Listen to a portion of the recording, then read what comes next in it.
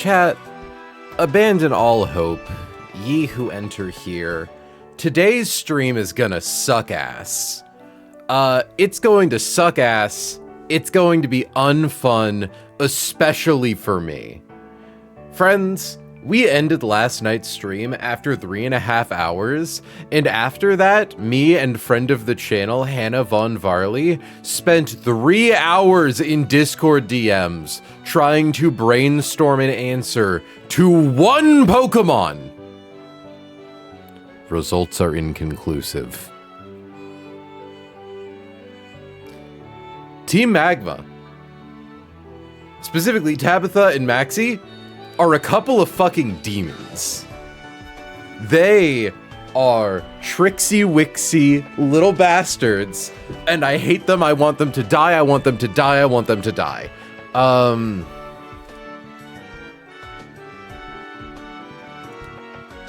Hikey crazy that Haunch Crow could one-hit KO Wobbuffet with knockoff. Yeah, well, the funny thing is, I actually have answers. I have, like, the best answers to almost everything on Tabitha's team, funny enough. I have Camerupt for Torkoal, I have Haunchcrow for Espeon, I have Turtonator for Victory Bell, I have Arcanine for Absol. The only hole in our team is Armaldo, which is tricksy wixy, because this little fucker's got Stealth Rocks, and Stealth Rocks makes everything else less consistent. Like, yeah, Jesus, Black Belt Arcanine can one-hit KO Mega Absol. That's so cool. Arcanine is so cool.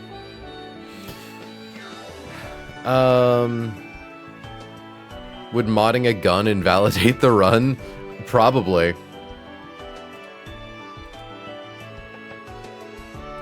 Oh, that's right, Mega Absol is fucking knockoff.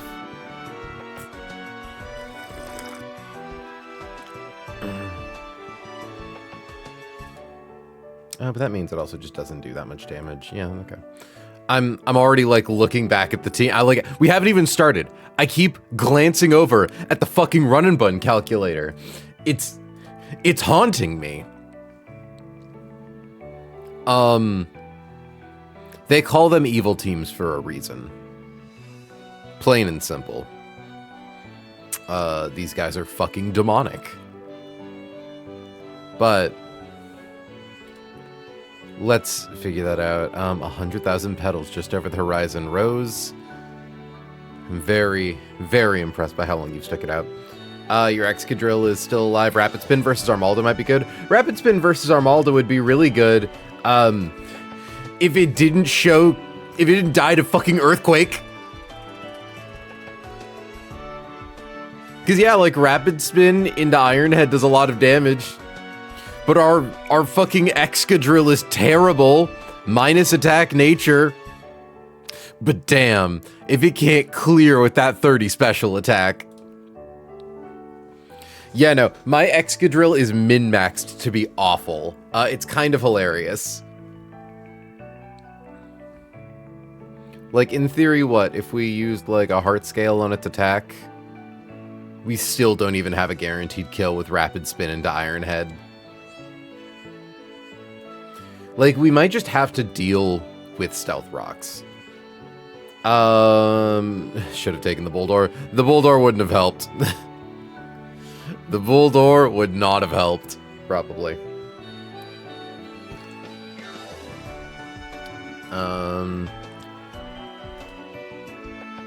Damn, look at you, Seismitoad, actually capable of one-hit KOing this Torkoal. You could get Quick Claw nuked by Solar Beam. So that's bad. Everything about this fight is awful. There is no honor here. Did I die yet? Lixie, you are the answer to that Pokemon that Hannah and I spent 3 hours figuring out last night. Lixie the Utility Dragon is probably going to get our Defog TM.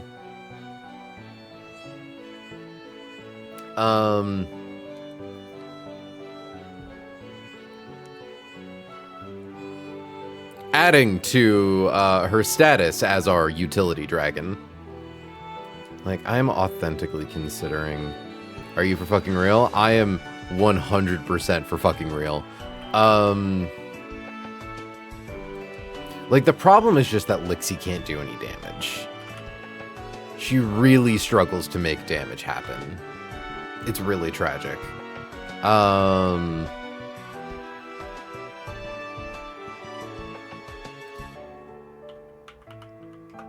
Like, even with 31 attack IVs and, like, a stat boosting item, Stomping Tantrum caps out at 41%.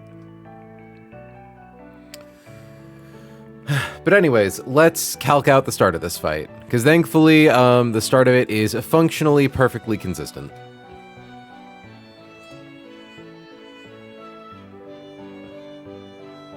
Magma Admin Tabitha.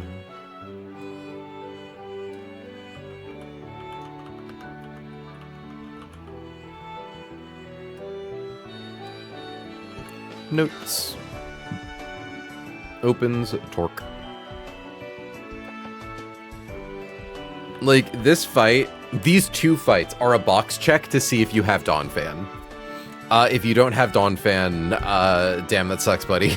That's real rough.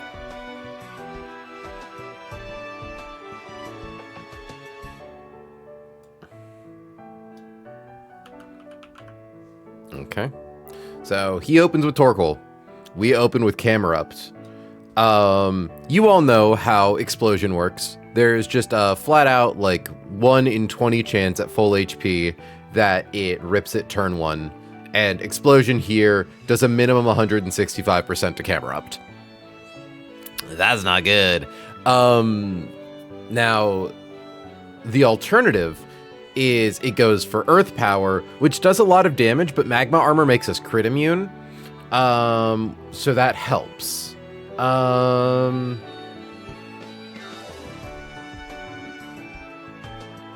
genuinely wondering if, like,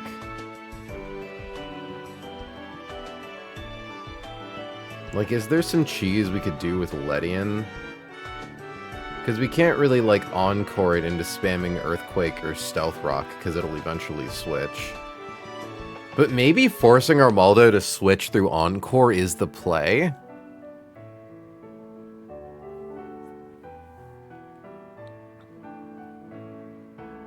I kind of don't hate that idea.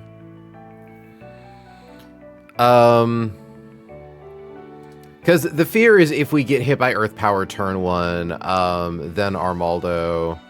could Arcanine kill Armaldo? No. No, it could not. And 2 of the moves it switches in on have a chance to kill it. Earthquake is a guarantee to kill it. So we open with Camerupt. We have to equip Camerupt with Soft Sand.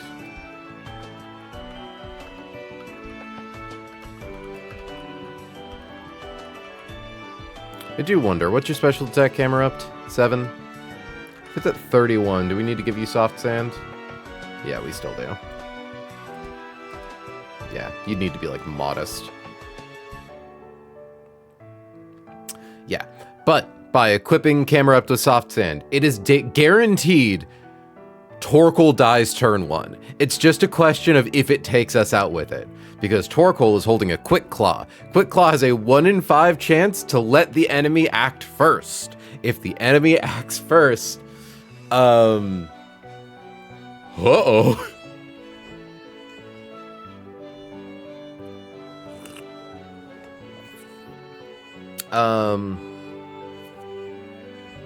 I need to do chores, but I'm so dizzy, so I'm procrastinating with this stream. Well, hopefully we can at least be a nice relief for you, Alp.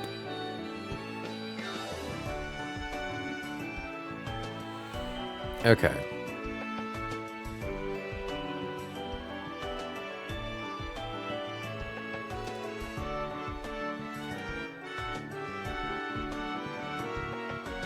But yeah, so Quick Claw gives it a 1 in 5 chance to always go first. So it would need, it's basically a 1 in 200 chance, I believe. Because it's 0.05 times 0.2 times 0.8 Yeah, so 0.008 chance. So that's like an eighth of a percent, I think. Or sorry, yeah, an eighth of a, no, not an eighth. 0.8 of a percent, 4/5. You get what I mean. There's about a 120 chance that it gets quick claw off and explodes, at which point both of our guys die. Odds of Camerupt surviving are pretty dang good. However, if it doesn't go off and Camerupt does get hit by Earth Power, Armaldo's always coming in second, because Armaldo always sees that it outspeeds Camerupt and gets a kill with Earthquake, which on one hand is nice, but it's also inconsistent. If we pre-damage Camerupt to a point... I think the answer might be pre-damaging Camerupt. Because... yeah, so Ledian dies to Stone Edge mighty quick. Because honestly, what I'm thinking with Armaldo is using Encore to force it to switch out. Thank you for muffins. And being able to get in some, like, free damage along the way. Or hell, even Walrein, how much damage do you take from Earthquake? Not a lot. We could Heart Scale Encore onto Walrein. But then, of course, if it goes for Stealth Rock.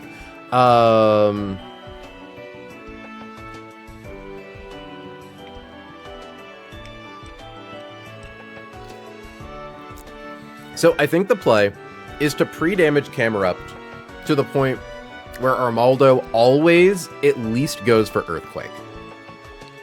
Because Armaldo is faster than Camerupt, a fast kill with Earthquake, I believe, is always higher priority than Stealth Rock. I think Stealth Rock maxes out at +9. Fast kill is like +12 minimum.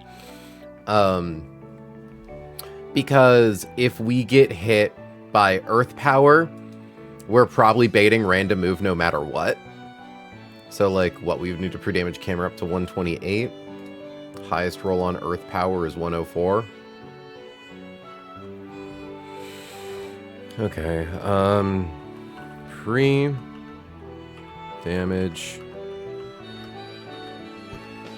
to...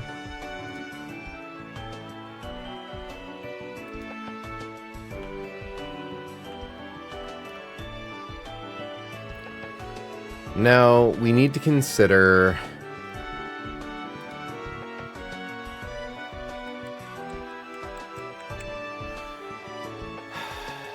It's... Because if we're pre-damaging Camerupt that low... down to 128. And we get hit by a high roll Earth Power, minus 104 brings us down to 124.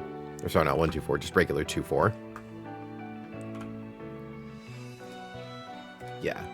Leech Life always sees kill.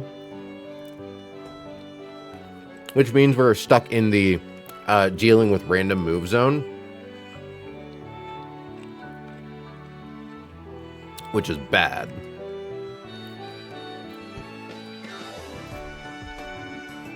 Because we don't really have anything that swaps in on all of its moves, incredibly.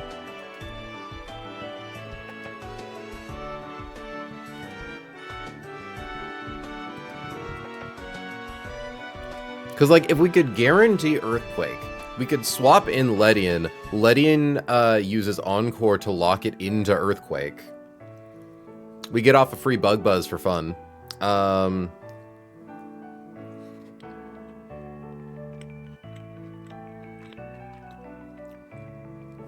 then what does it swap into on Ledian? Probably, yeah, always Espeon. And it's specifically Espeon on Weather Ball. But Arcanine, assuming we don't have rocks up, Arcanine pivots in to take Weather Ball really well, and then baits Psychic into Honchkrow.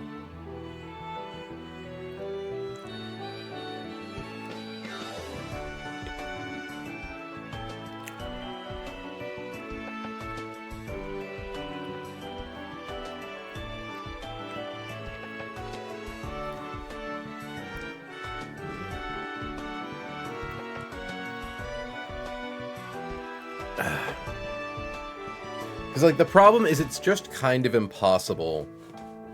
Well... yeah.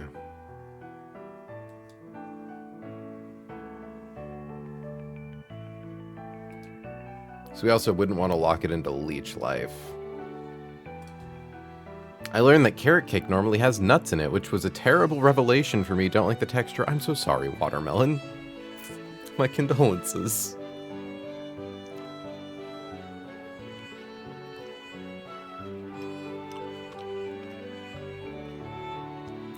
I gotta make my way through these muffins, and then we'll get really into it.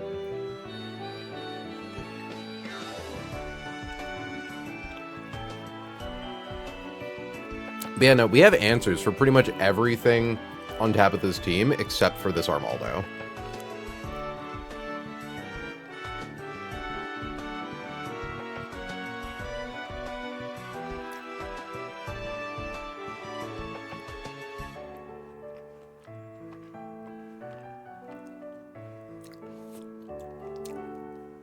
Because, like, thankfully Armaldo is so slow that hopefully we can just kind of show kills to the rest of its team.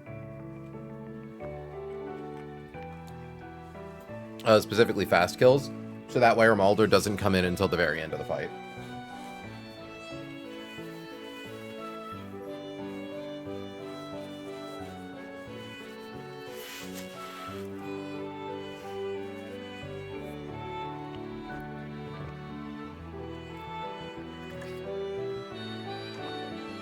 Could teach Rosa Raid Solar Beam for the funnies. How much do you do with Solar Beam, baby? Honestly, a good bit.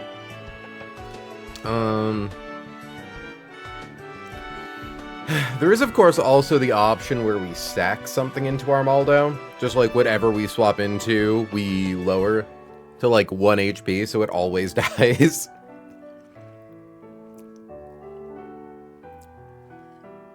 That wouldn't really get us our free swap into Ledian, though. Because if we encore it on Stone Edge, it gets locked into using Stone Edge. And then we have the same problem as before.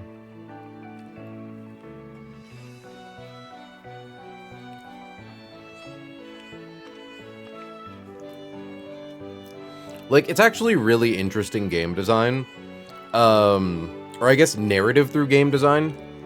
Where specifically all of these bastardy, like, devious tactics that make it impossible for you to plan a tight line are, like, the exclusive purview of evil teams in Run and Bun. It's very funny.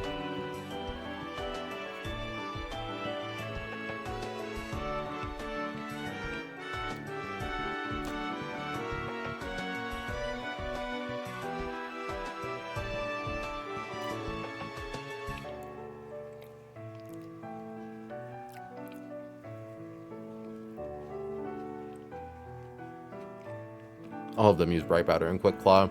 In Maxie's case, it's fucking Red Card.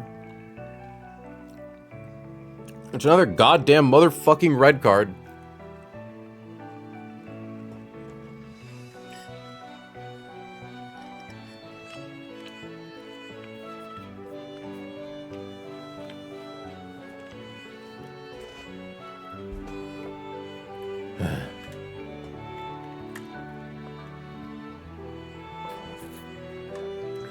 Alright.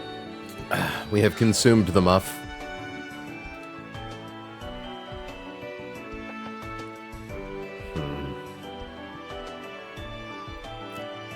Torterra's kind of okay at it. Because Torterra takes whatever and always baits Leech Life.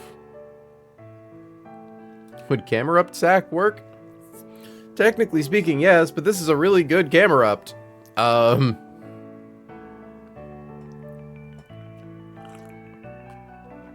actually, not really. Camerupt sacking itself to Armaldo has the same problem that sacking something else would, which is we can't control what move it's guaranteed to kill Camerupt with. Quick Claw on Torkoal means that there's just a chance Camerupt takes damage. Like, if we were able to guarantee that Camerupt wouldn't have to worry about getting Quick Clawed on Torkoal,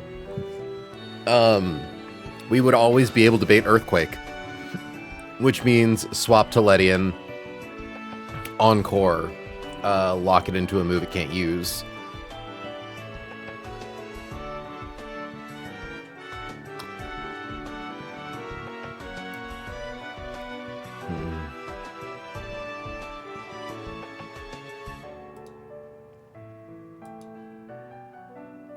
Because it's like we have some guys who kind of swap into it all right.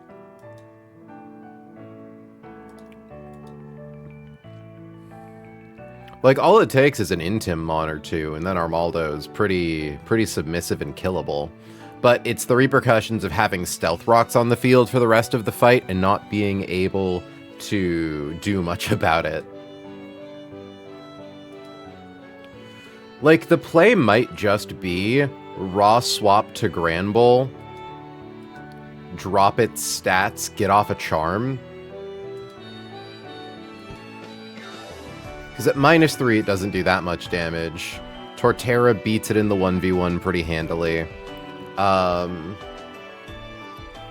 It's even able to enjoy those nice sun-boosted synthesises.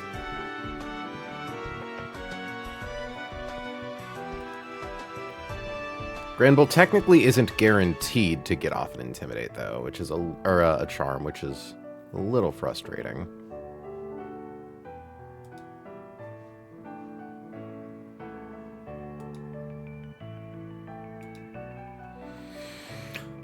Because what happens if we then kill it with Torterra after its stats have all been dropped? Yeah, next up is Espeon.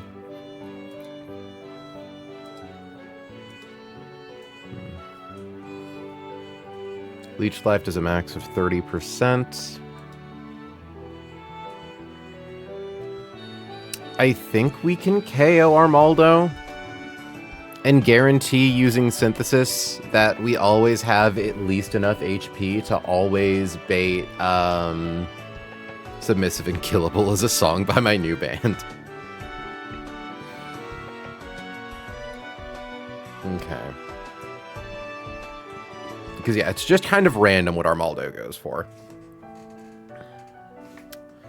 And at that point, like, you don't care about Honchkrow. We do care if Turtonator takes a lot of damage on the switch-in. That's definitely not good.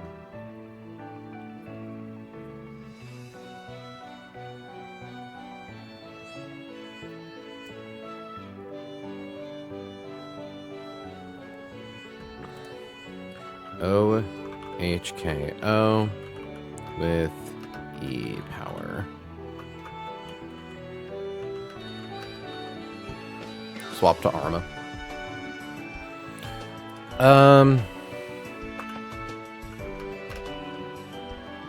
Like, I don't hate this plan.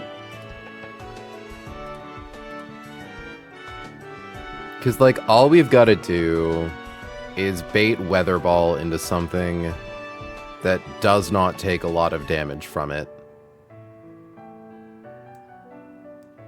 The issue here is if Stealth Rocks are up, though, Arcanine kind of can't afford the chip that it takes, swapping in twice and taking a Weather Ball. Even if it has no held item, that knockoff is scary.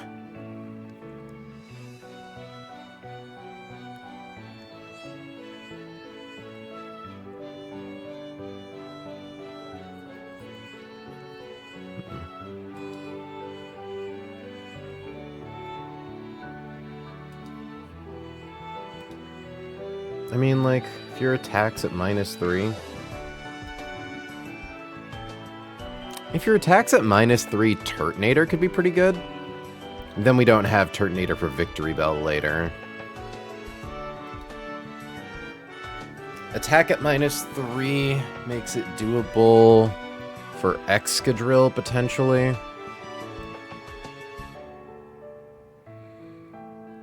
We run into an issue where we're constantly chancing crit, is of course the problem.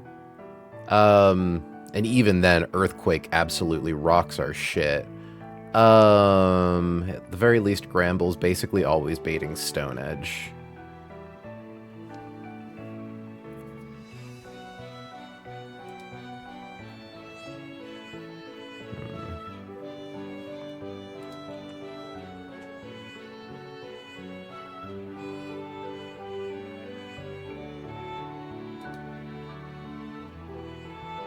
I just don't like that 1 in 16. Same issue kind of exists with Eldegoss. Same issue exists, but is less of a problem with Flygon.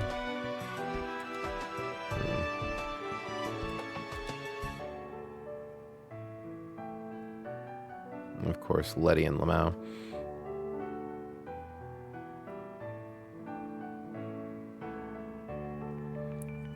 At that point, I would need to position a spin.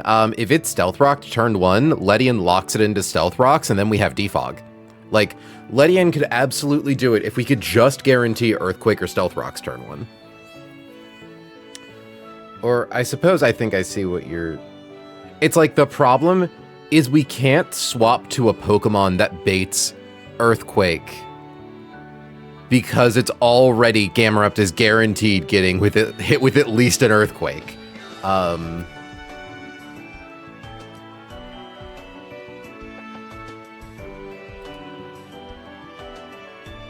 Like, this thing has the perfect demonic defensive profile to fuck up all of our plans.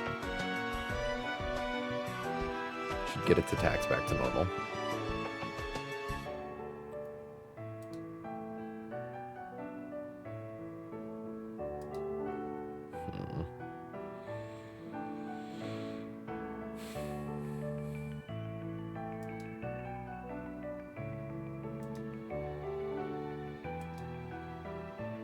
Yeah, even like Weather Ball into, like swapping back into Camerupt.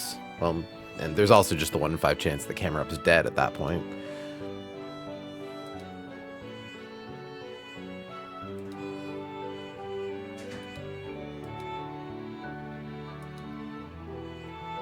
Rapidash, maybe?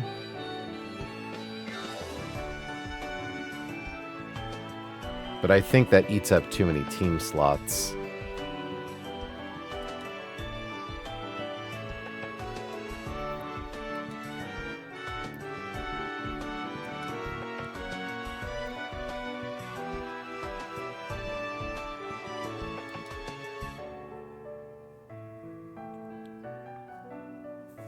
Kingdra eats a Weather Ball like it's nothing. But then evades Dazzling Gleam, not Psychic, which, yeah, not good.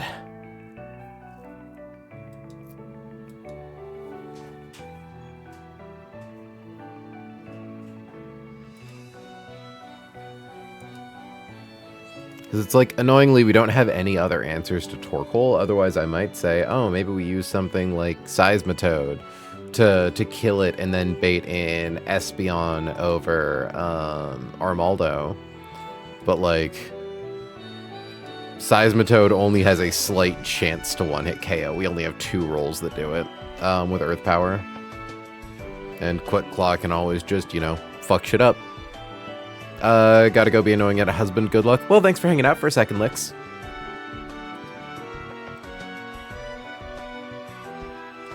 Like, truly our only answer to this Torkoal is Camerupt.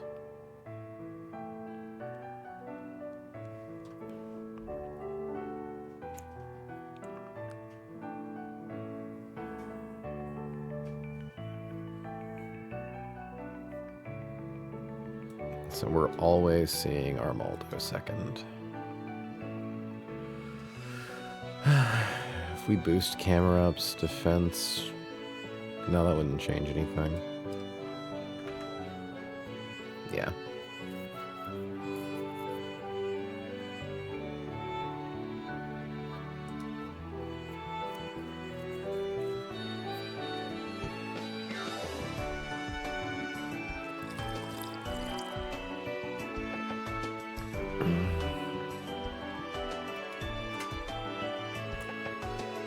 There's the wind.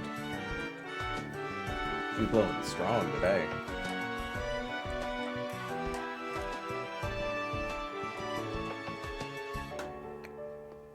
Like, do you all understand? Do you all understand the hell I've lived in?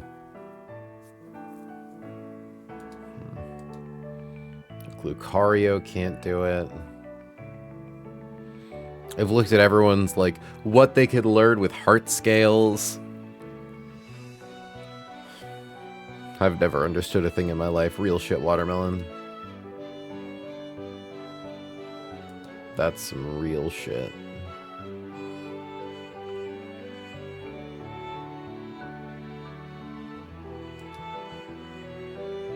I mean, we could, like... The problem is, even if we risk Excadrill, like, baiting in Espeon, odds are Excadrill will have taken so much damage, it's not even a guarantee that it would bait in, or that it would bait specifically Weather Ball. Also, we'll have used at least one Rapid Spin. Actually, after using at least one Rapid Spin, Excadrill will likely bait in Victory Bell, which is funny. And the Weather Ball on Victory Bell would be ideal.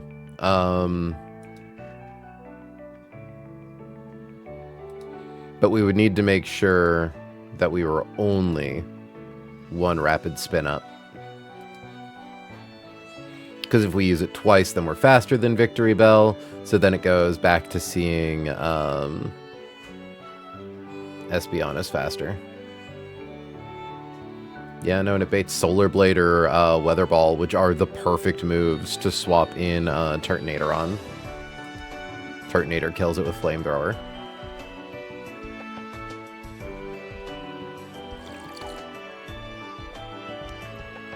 I mean, like, do we have other things that can beat this thing? It's like our entire team really suffers from just being a little too slow. Well, not a little too slow. This thing is boosted by fucking chlorophyll.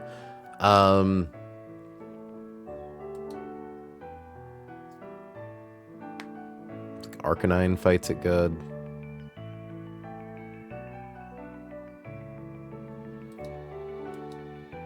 Camerupt fights it okay. It's like Sleep Powder's a problem. Honchkrow can get it with Brave Bird.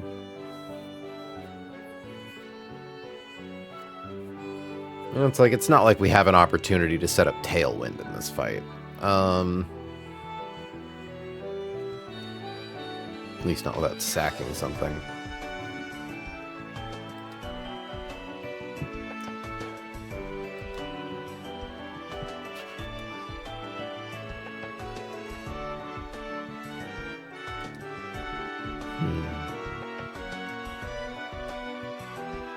I mean, at that point,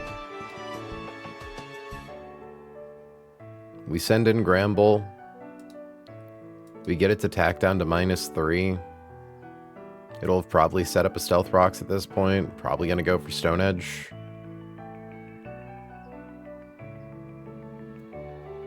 Well, it always goes for Stone Edge if Stealth Rocks aren't, or if Stealth Rocks are up. Free swap to Exca. Because in this world where we use Rapid Spin at least once, Excadrill... Like, even if Stealth Rocks are up... Excadrill at +1 skips Espeon, goes straight to Victory Bell.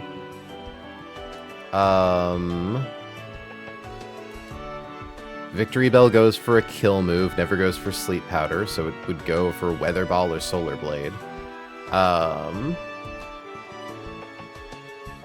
Which means we would get the free swap into Turtonator. We don't need to worry about Gunk Shot Poison, because Turtonator can't be crit. Getting poisoned by Gunk Shot and taking like a high roll Weather Ball isn't enough to kill us. But if we have to deal with spikes, it might. Or rocks, it might.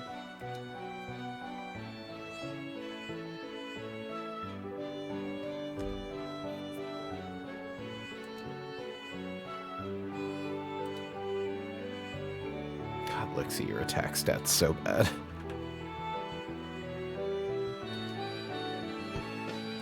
I wish First Impression did more.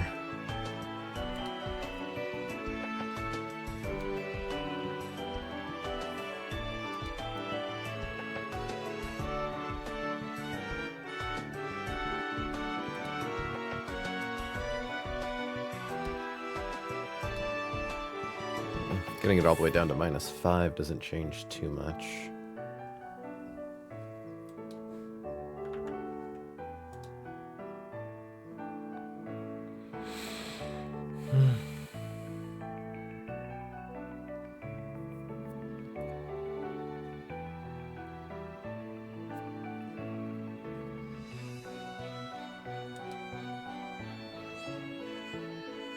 So the Iron Head does a lot.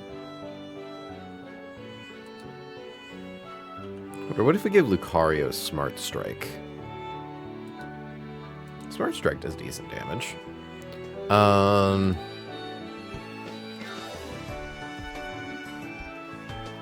It's like we could get Steelix in against this thing.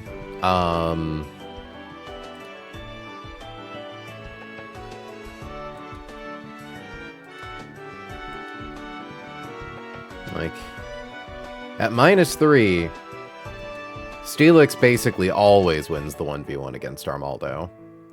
Hell, we can even, like, do the thing where we spam Screech until Gyro Ball becomes a one-hit KO.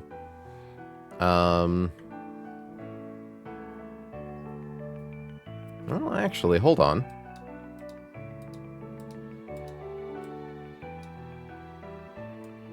The problem is it would require a lot of Pokemon, right? Because it would need to be, well... Okay, if we don't drop its stats...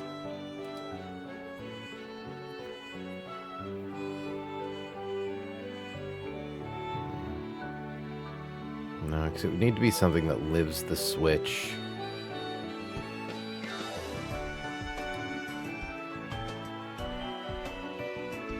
And, like, we can only drop its defense, not its special defense. We can't make Eldegoss do that much more damage.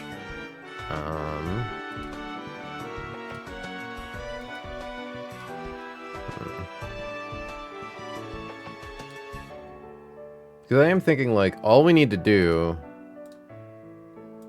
is get its defenses to -2. Technically, we only need them at -1. Yeah, get it to -2. Excadrill doesn't need to hold a metal coat at that point. The problem is that this is a plan that requires 3 Pokemon. Granbull, Steelix, and... Excadrill. And it's like we need Turtonator for Victory Bell, and we need one of our guys with Sucker Punch for Espeon.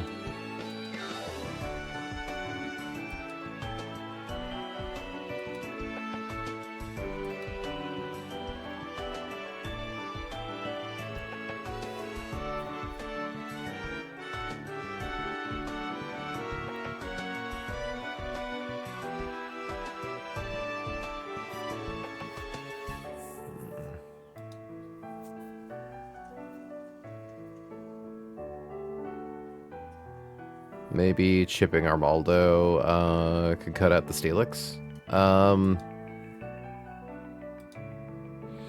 I mean, there is the version of this where we just leave in Granbull, who nukes Armaldo's attack stat, and then, yeah, it gets it with, like, Play Rough a couple times.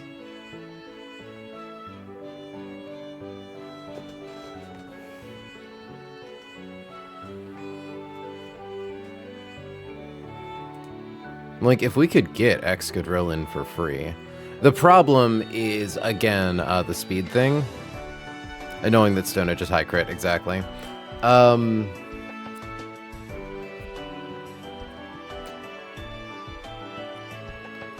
We are really, truly at the fucking... the whatchamacallit. I'm trying to figure out how to say box check. Dawn Fan box check. I think if we, like, planned to sack Granbull, we could do the version of this line where we... does Letting get U-turn? Letting gets U-turn if we used a rare candy on it. I don't think that would do anything for us here, because the issue isn't getting Ledian out, it's getting Ledian in on a move it can encore safely.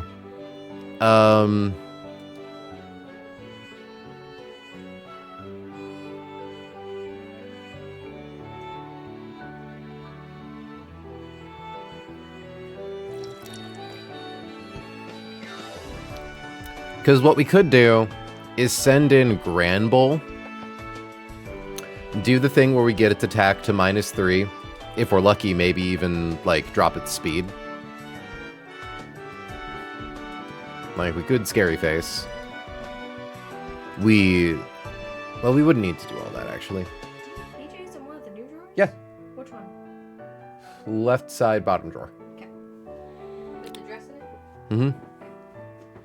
Where it's like, okay, we open with Granbull, we get off Intimidate, we get off Charm, we get it to -3. We swap to Torterra. Torterra does the thing Torterra does, where it's able to recover with Synthesis, do a lot of damage with Earthquake, eventually KO Armaldo, and be at high enough HP. Truth be told, it kind of doesn't matter, because what we could do is then in comes Espeon, because it always sees a kill with Weather Ball. We swap to Granbull in the sack, which gets in Honchkrow for free.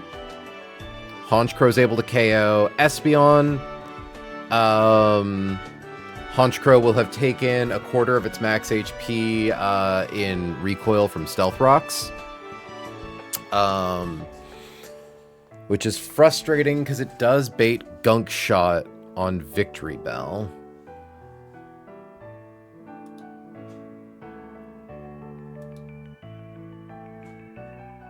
Because Turtonator also takes a quarter of its max HP.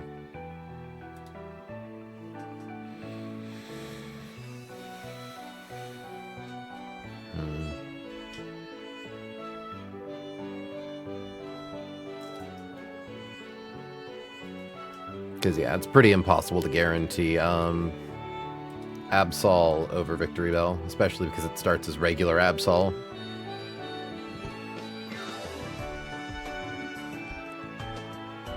It's like if we had room for a spare Steel type to take the Gunk Shot and then bait Weather Ball, that would be something. But we don't have that.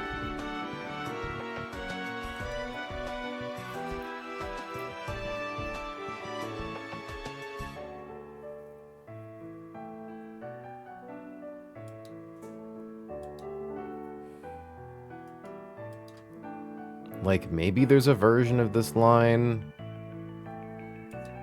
Like, Steelix would be good at it. Steelix would be real fucking good at it.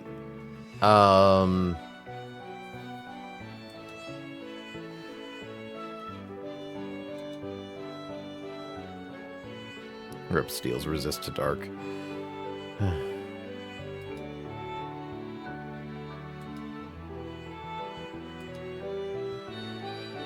I just don't know how I win this.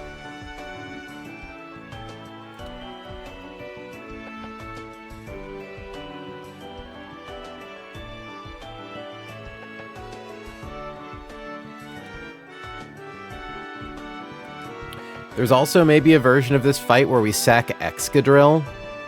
Instead of using Torterra, we use Excadrill to beat Armaldo. Against Armaldo, we get off, like, 2 rapid spins. Problem is that it's, yeah. Like, at that point... Honchkrow never baits Sleep Powder because it has Insomnia.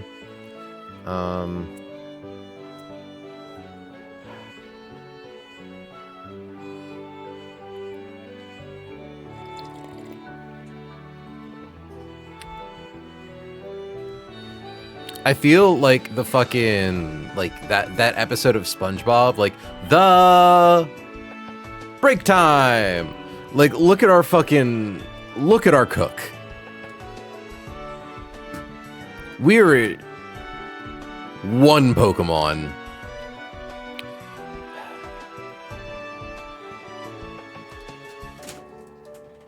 It's like, I just wish I had something. What's your current Absol answer? Arcanine. With no held item, Arcanine beats Absol really, really well.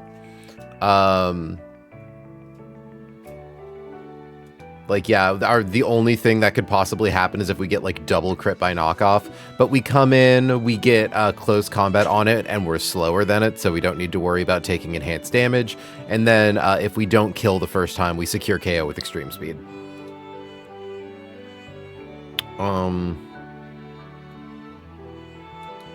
Yeah. The problem is that Arcanine loses a quarter of its max HP every time it swaps into Stealth Rocks.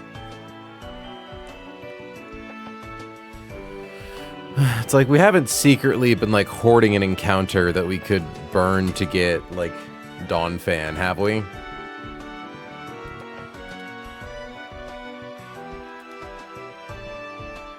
I don't think Pinsir or Heracross could solve our problem.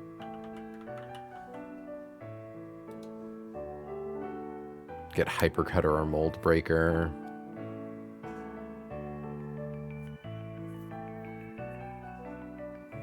Yeah, Pinsir doesn't learn a lot.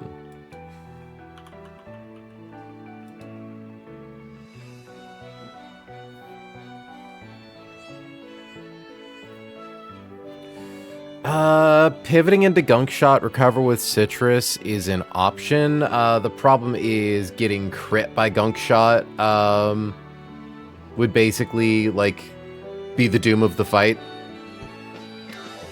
And especially, like, we would need to guarantee that Stealth Rocks are gone. Oh wait, no, I'm looking at Solar Blade. Gunk Shot, actually. So the annoying thing about Gunk Shot is that actually we can't guarantee that it'll proc Citrus. Hi Newt, we're in hell.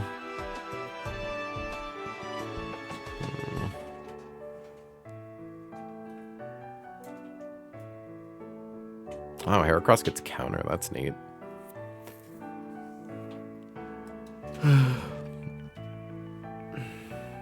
This fight's so mean. This fight's so fucking mean to me.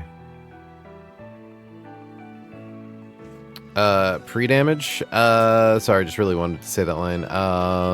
You're not even in heck yet. Yeah, don't get me wrong, I could pre-damage, but again, that's like, then we kind of run the same problem.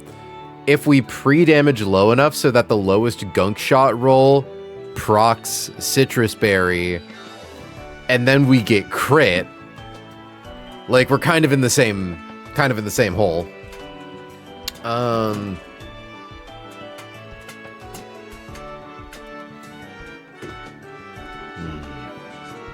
I know, right? I need to move those to a different thing. The wind is too strong. Or I could close the window, but I don't want to close the window. It's nice outside. We could just move them to the bedroom. Or put them, like, up here. Mm-hmm. Or, honestly, if you just get, like... We could put T-pins. To secure them in place? See, funny enough, I actually did that to the other one, because it gets, like, it starts wibbling whenever the fan, or the AC comes on. So yeah, that's an option. That's a pretty easy fix, I think.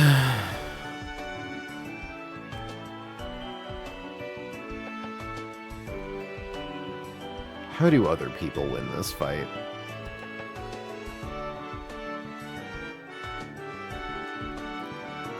Like...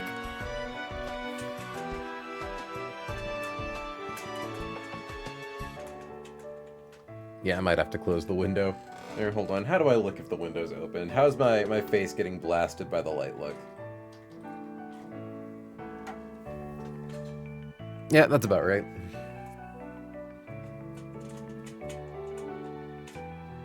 Cedar! Cedar, stop getting the friggin' wall scrolls. Boy!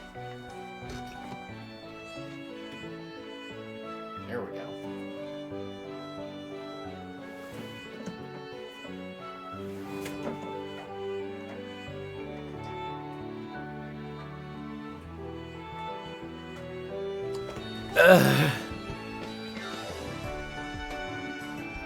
But yeah, it's like...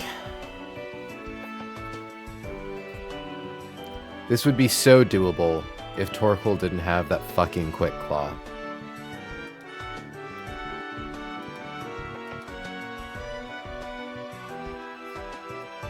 Baby must eat tapestry to live.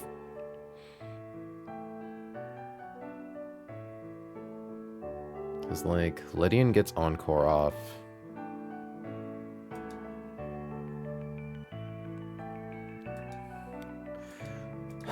I think we might just have to go for a risky plan. Because, theoretically...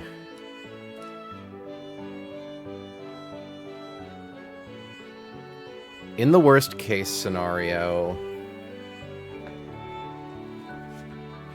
like, Torkoal gets off, Quick Claw Earth Power, Camber up this baiting random move.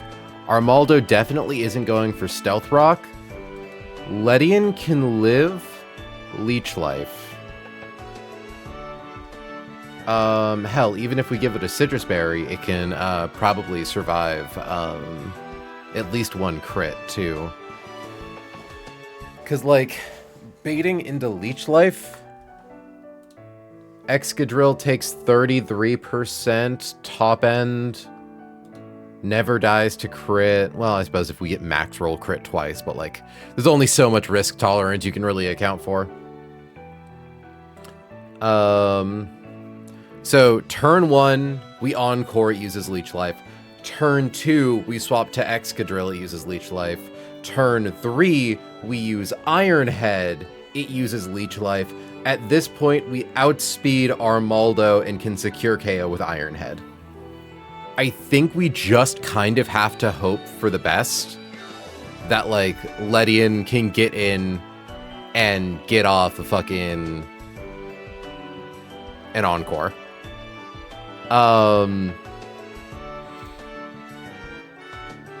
Because it doesn't recover enough HP off of Leech Life plus leftovers to offset the amount of damage Excadrill can do with Metal Coat Iron Head.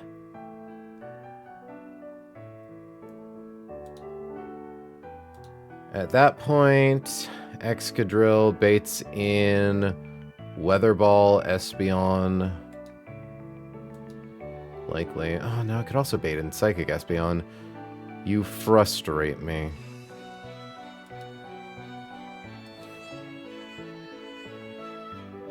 We could then sack Ledian.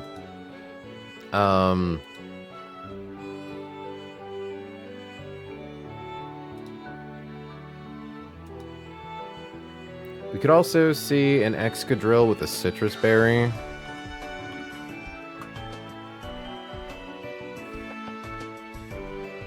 Iron Head, or 2 hits of Iron Head does 208 damage.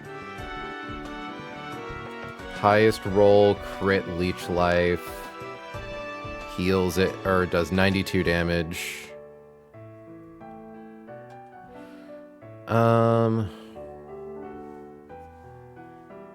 If it gets a high roll crit, we could be in trouble.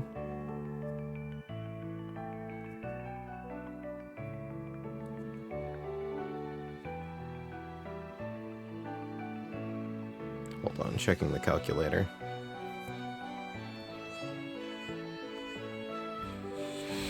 Because what? 92 divided by 2 is 46, so 158 divided by 16 is 9.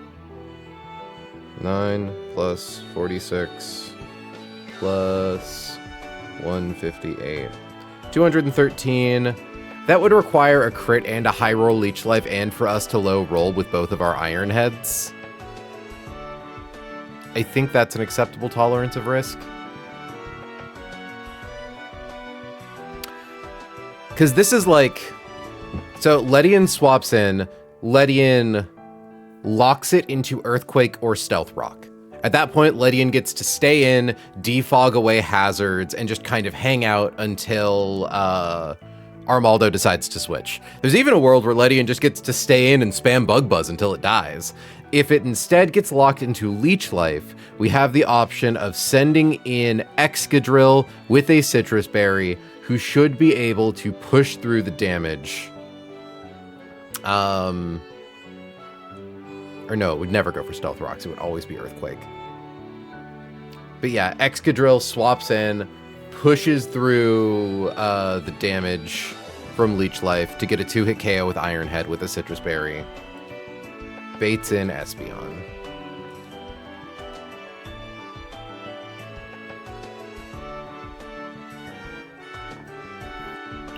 It's an option.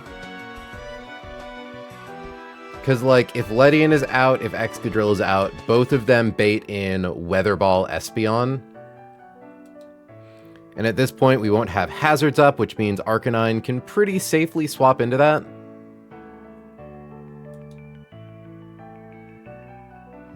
Psycho Cut, Fire Blast, Ice Beam. The thing is, Arcanine has to take at least 2 hits off of Absol unless we want to sack something into it. Which is scary. Although, notably... Oh, that's knockoff damage. Which means it would do more if we had a Citrus at the time.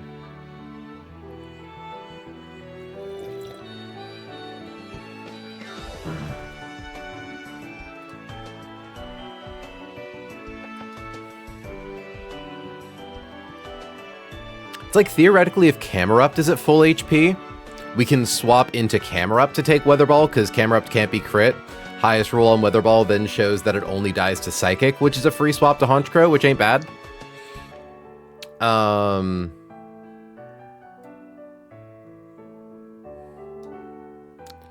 This is a really risky line. I genuinely think it's possible we wipe to Tabitha, but I think we've kind of calculated the best risks possible. Give or take. Ooh, hold on, actually, if we're pre-damaging Camerupt,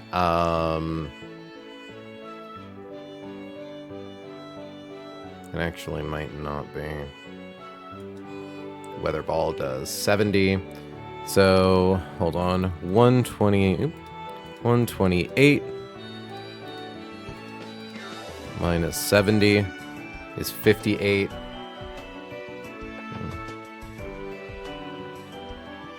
Thankfully, we don't care about what Espeon's health's at. Black Glasses, Sucker Punch off Honchkrow, always one-hit KOs. Also, hi, Bolo de Macaco. Macacao? It's either Macacao or Macaco.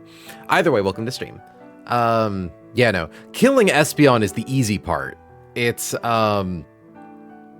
making sure we can safely switch into it that we struggle with a little more. Okay. Maybe we don't pre-damage Camerupt. Because if we don't pre-damage Camerupt, there is a chance Armaldo goes for Stealth Rocks turn 1. Ledian won't take any damage from said Stealth Rocks. And Ledian can defog them away. Yeah, so I don't think we pre-damage Camerupt. Because that also increases the odds that Ledian doesn't get killed on the turn it swaps in.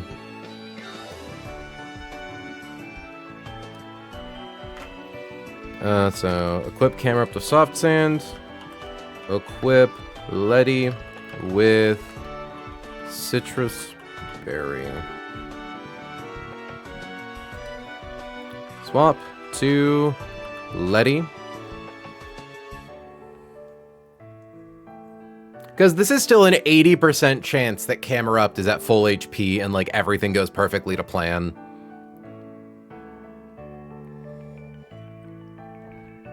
So there, I think, like, in that 80% chance, like, we have a really good line.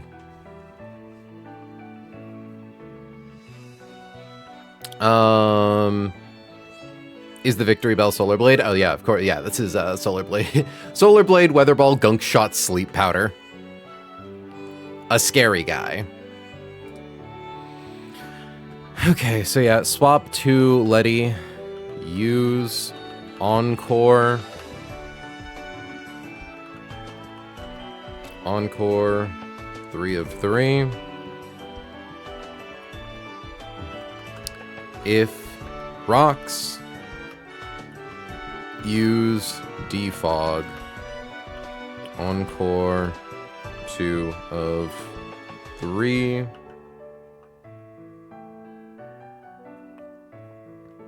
Do the thing, basically. Stay in until... Oh yeah, I guess it would just be like...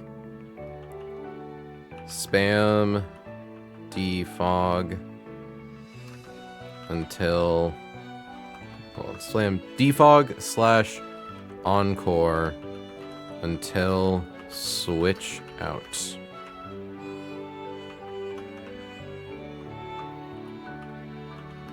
Swap to SB.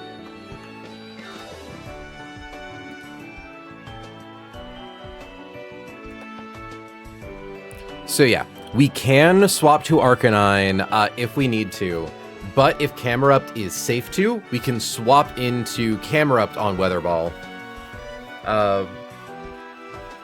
Which then makes Arcanine even safer towards the end of the fight. Ugh, this makes me so uncomfortable. My stomach hurts. Swap to Came.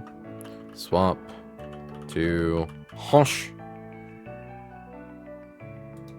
So I assume we want Honchkrow over Zoroark. I don't suppose there's any reason.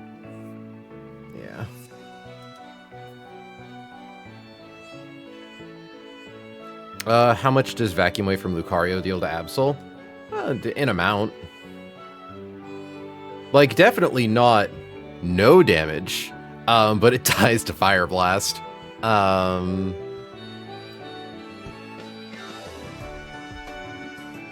Like, Aura Sphere could kill it if we could outspeed, but we aren't so lucky. Flare Blitz off Talonflame could also kill.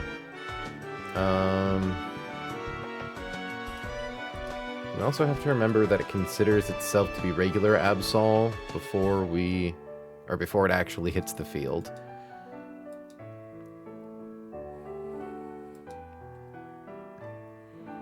Okay. Because thankfully anything that is able to kill Espeon, like, okay. Honchkrow comes in on Espeon. We need to make sure that Honchkrow is pre-damaged enough to always bait. I don't want to bait Gunk Shot. Well, we could swap into Excadrill on Gunk Shot, and then that's a guaranteed Weather Ball swap. Because, yeah, no matter what, Honchkrow is not going to take any damage. Because... okay. Yeah, because this line guarantees that Stealth Rocks won't be on the field. So swap to Honch. OHKO with Sucker Punch.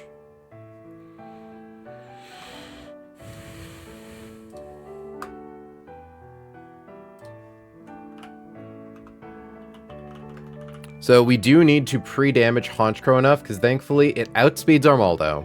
So we need to make sure that we show a kill to Victory Bell. Honchkrow will never take damage before this turn, so all we need to do is pre-damage. We can actually guarantee Gunk Shot, because Honchkrow has Insomnia, so it's never going to go for Sleep Powder. Having Excadrill in the team as our future Armaldo answer means we get a free swap into Gunk Shot. That then is basically guaranteed to bait Weather Ball. We give Turtonator a Chesto Berry just in case. Because I don't want to risk the damage from, like, pre-poison.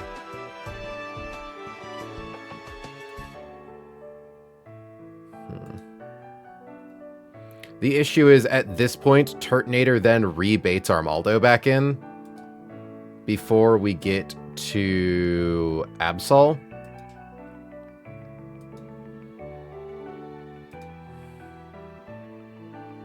So we then kind of have to figure it out from there.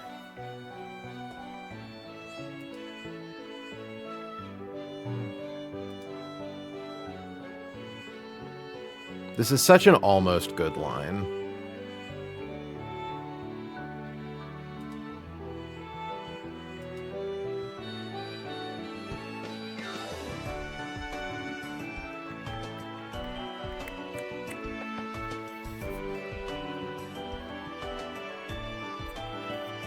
It's like Turtonator just takes so much damage.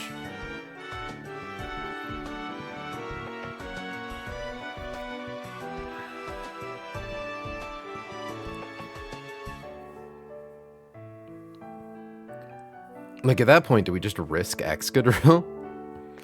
Because, like, it's always going for Stone Edge. And we have nothing that swaps gracefully into Stone Edge. Especially if we're using Arcanine for Absol.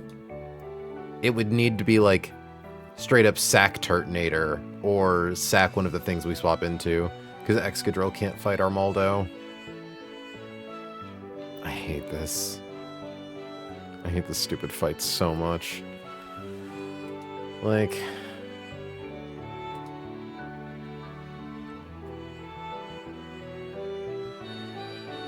Because Turtonator will have taken, in all likelihood, at least one Gunk Shot, so it'll be below 50% max HP, so it's baiting either Stone Edge or Earthquake.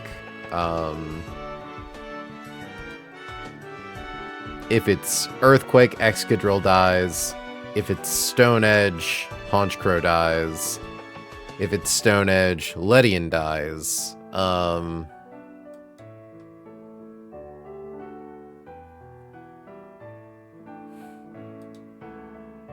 God, I hate this guy.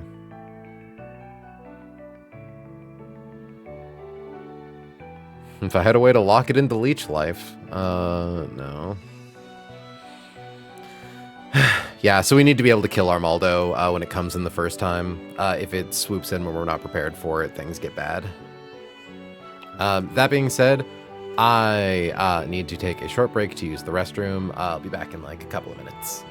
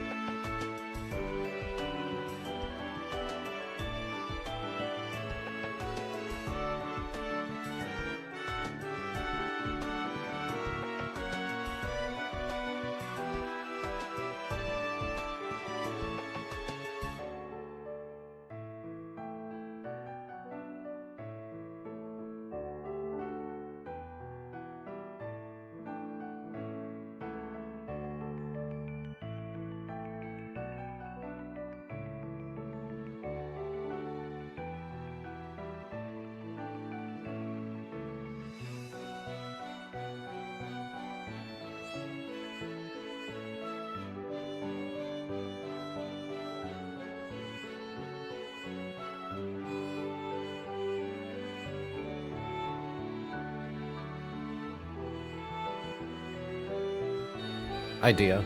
Awful idea. Hold on. Need to look at something. What is camera up speed? 23. No, there's no way it's going to be able to be faster than Armaldo.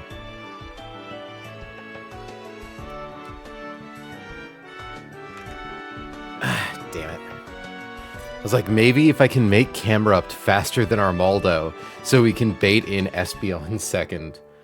Not so lucky.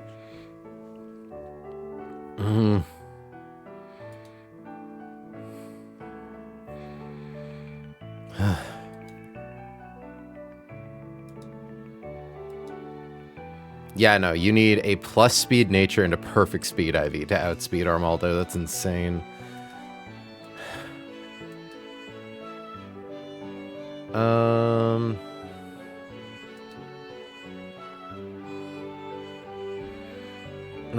Baiting Weather Ball with Exca against Victoria, then swapping into Gyarados for Intimidate.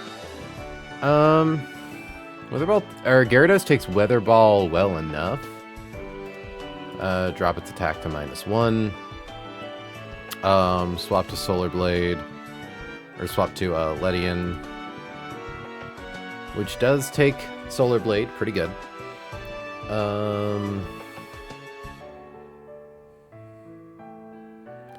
So, baiting Weather Ball with Exca versus Vic, then swapping to Gyarados for Intimidate. If you kill Victory Bell with Gyarados, IDK if you got Bounce. I don't believe we have Bounce. I think we might get Bounce in like a level or two.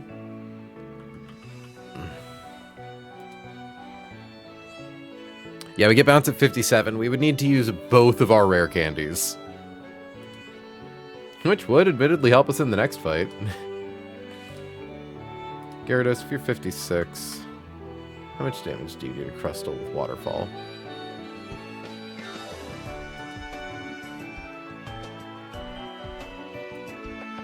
You do a lot with Waterfall. Let's get music that isn't the museum. I think my brain is melting a little.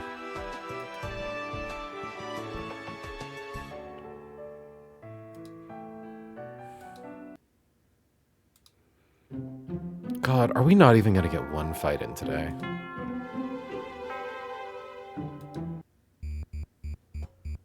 Like, we're not even an hour and a half in, but like...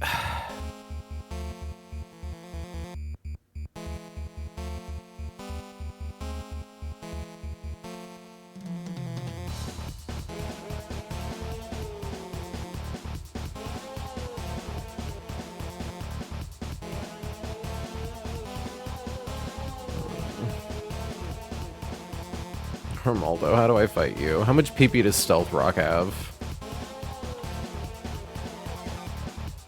20! Oh, there's no cheesing that.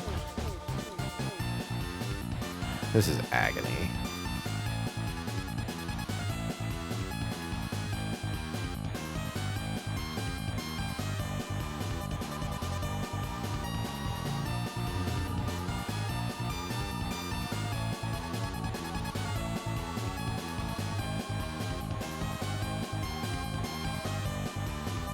We could try to get really lucky.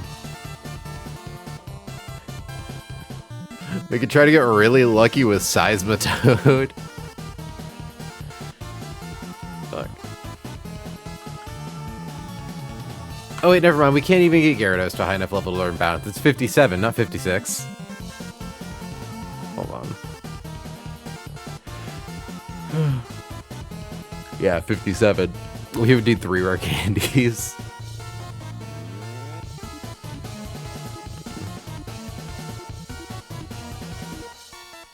Iron Tail, Flail.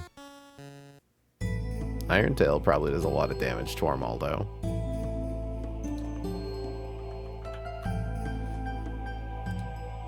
Ooh, there's a whole bunch of damage to Armaldo.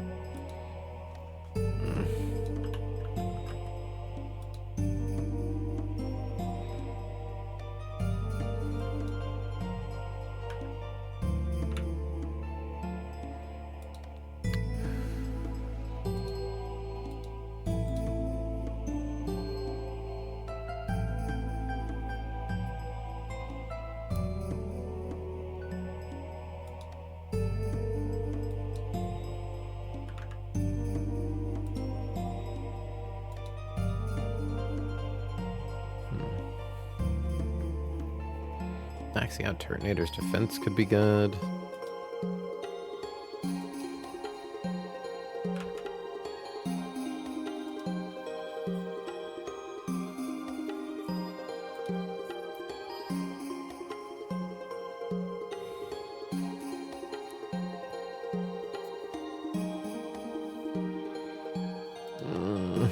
It's like there's not even a way to do this where like a sack makes it easier.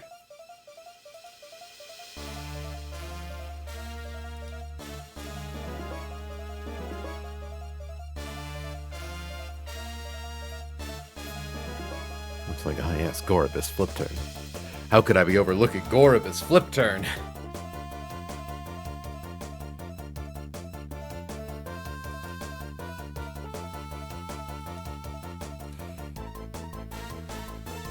God, do we wipe to this fight?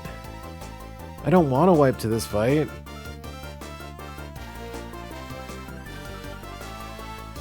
Sack Gorb out of spite, real.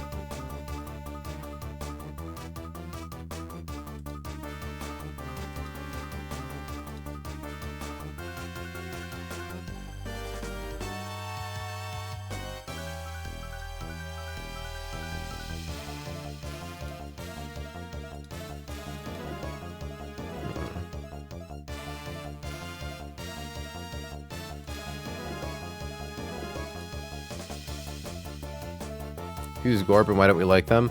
Gorobus. Gorobus is a good little baby. The problem is that Gorobus also, like... Gorobus just doesn't have a lot of IVs anywhere. Gorobus, more than anything, has zip code numbers. We literally have, like, almost 1, 2, 3, 4, 5. Except 4 got downgraded to a second 3.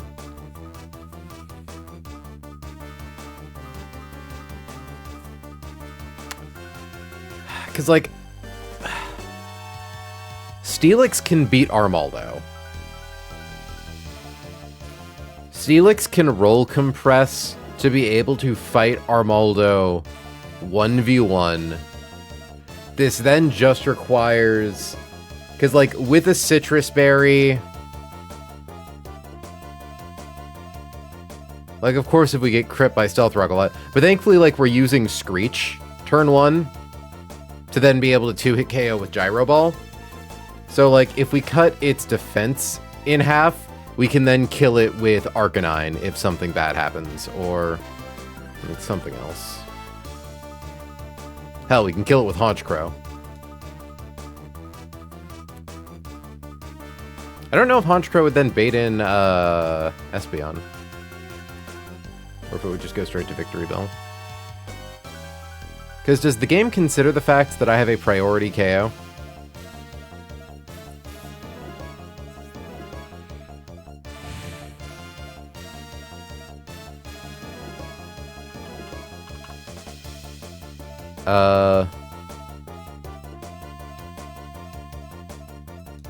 Not on switching? That'd be kind of ideal. Because, like, if Steelix dies... to Armaldo.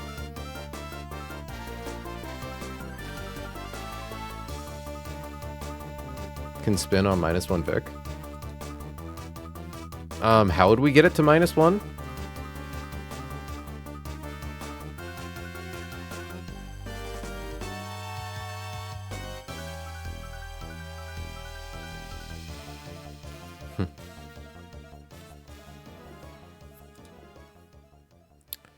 So, in the case of Armaldo, we could swap to Steelix, get off a Screech, potentially 2-hit KO with Gyro Ball. The nice thing is Steelix does always bait Earthquake, which means we could actually swap to Honchkrow. Honchkrow would take a lot from Stealth Rock, but nothing from Earthquake. It would then take a lot from Brave Bird. But, like, it does outspeed and kill. And if Espeon doesn't see Sucker Punch as being able to kill it on Switch, because I assume we need Black Glasses in order to get that kill. We do. There are 2 rolls that fail, and I do not want to chance that on a 1 and 8. Technically, it's like a 1 and 9 because crit, you know. 1 and 8.5. But yeah, because, like, in theory, if Steelix comes in, gets off a Screech, we then get in Honchkrow. Honchkrow comes in, kills. Because, like, yeah, so if your defense is at -2... Ooh, we don't even need to use Brave Bird, actually. We can kill it with knockoff. So no recoil damage. Hold on, do we have, like, an inkling of a plan? Marguerite, the fucking goat. And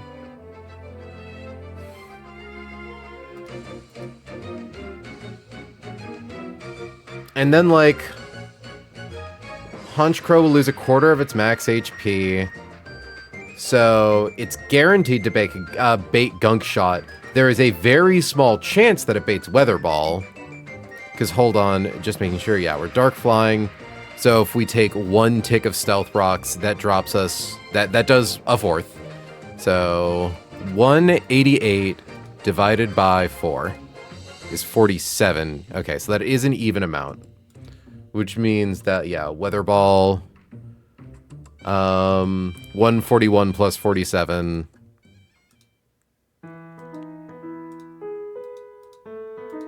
Does, in fact, show KO.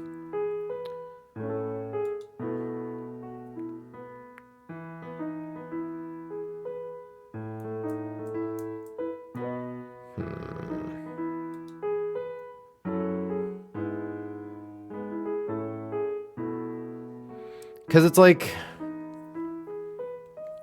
we could then do the swap back into Steelix to guarantee... Oh, yeah, that's right. There's a chance that Steelix just dies to getting Weather Ball bombed. At which point that's a free swap on Turtonator.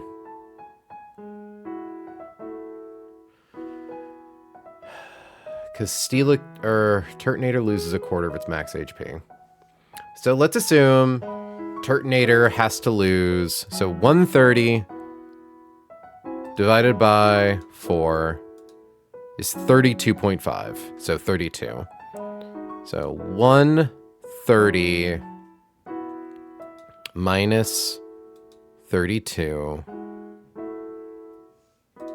is 98. Max roll of Gunk Shot, or... Because I don't think there's a world where Gunk Shot plus Weather Ball would ever proc a Citrus Berry. And we do also need a Chesto Berry. So high roll Weather Ball is 22. Drops us to 76. Which about half of the Gunk Shot ranges kill. Frustrating.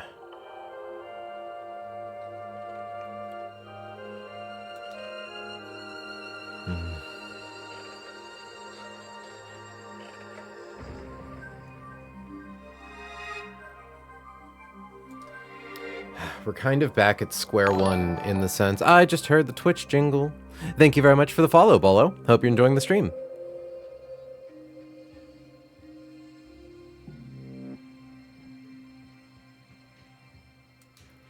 So, if we sacked something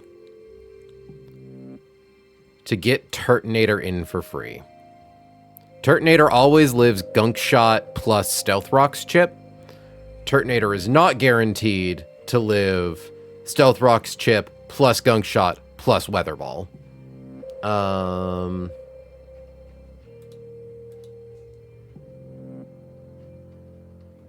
I don't think we have a way to guarantee bait Solar Blade.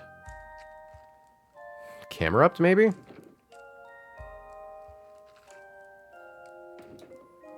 Because it's never going for Solar Blade on Honchkrow. No, because... Hold on, is Fire Ground neutral to Stealth Rocks? I think it is.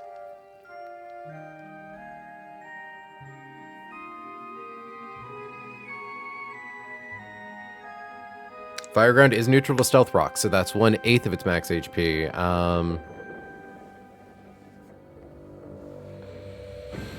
If it's... Wait, we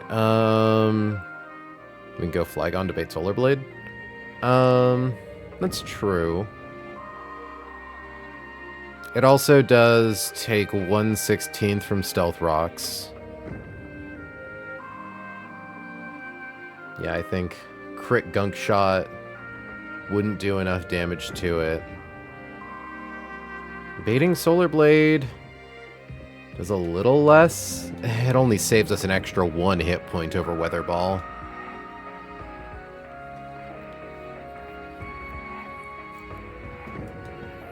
And that's kind of our problem.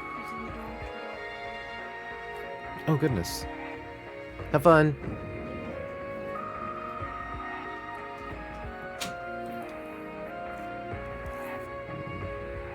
Because nothing is able to outspeed Victory Bell.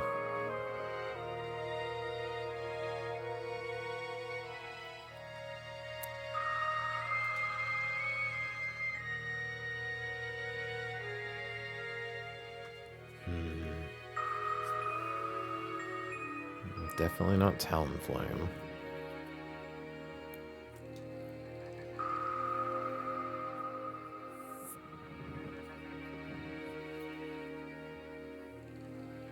Does pre-tox and a citrus berry prevent a KO on Turt? Hi, Hannah. Interesting thought.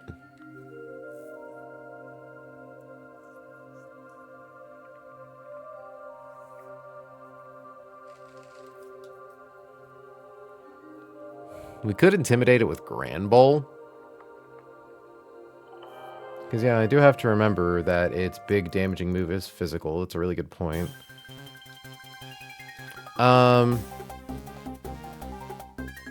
See, the problem is that... Well, no, I suppose...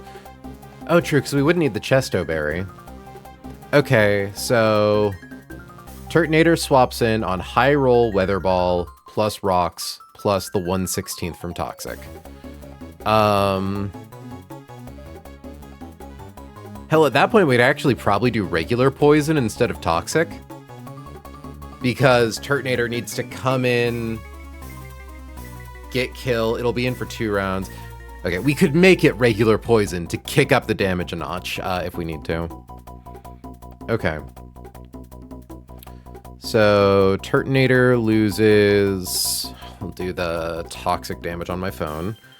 130 divided by 16 is 8.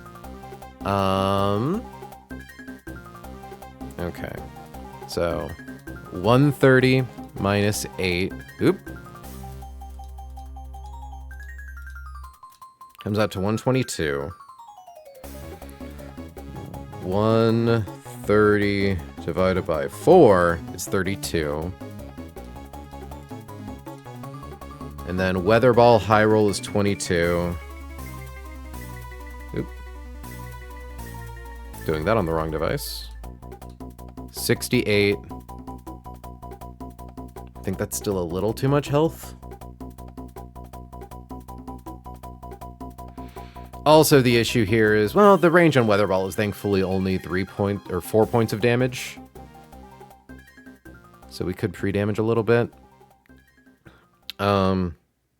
Oh, wait, no. Or is 68 times 2 is, yeah, 136. So we need to get down to 65 in order to proc a Citrus Berry. Now, let's assume that we are regular Poison. So we do have to consider, what are the things that we have?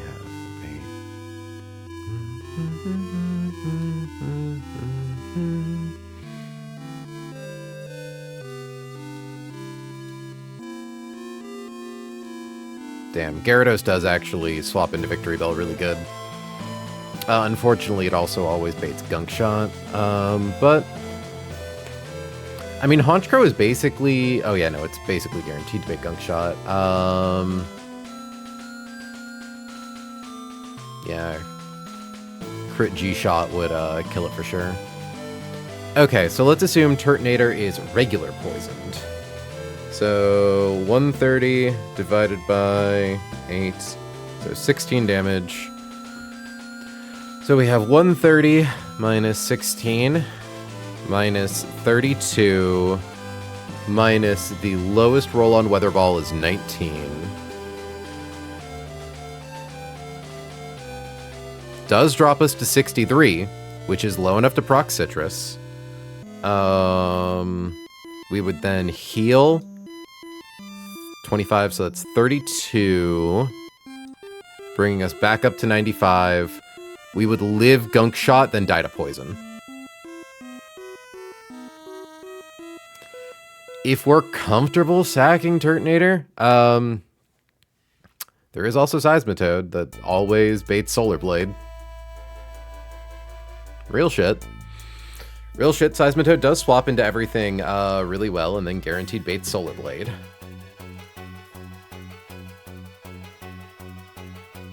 But like, what am I doing after I bait Solar Blade, right?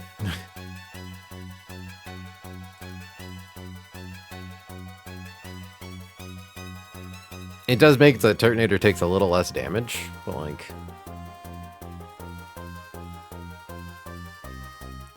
I really don't want to lose Turtonator. Like, this thing's modest with an insane special attack IV. It definitely has uses later in the run.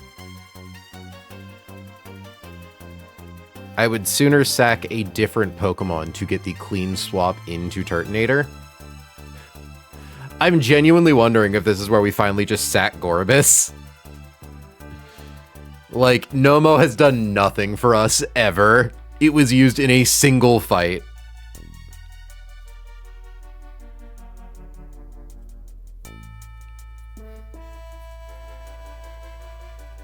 I think I like this. Unless I want to sack something that isn't Nomo. But like, Kingdra has its uses, especially because it's a Swift Swim guy. Grand Bulls are in Tim. Save Gorobus for the next fight for Camerupt. Our answer to Camerupt, I'm pretty sure, is Gyarados.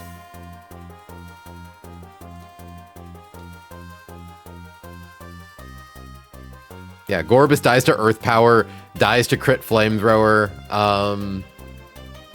It doesn't even kill... Oh, well, that's because we're in Sun. Hold on. Okay, slightly better. Gorobus does live Crit Flamethrower and does kill with Surf, but also, like, so does Seismitoad. So does Gyarados. Like, there's just not a lot this camera up. Yeah, no, I think the play here is to sack Gorobus to Victory Bell. Takes either a Gunk Shot or a Weather Ball. And there is truly nothing it can do to retaliate, which is hilarious.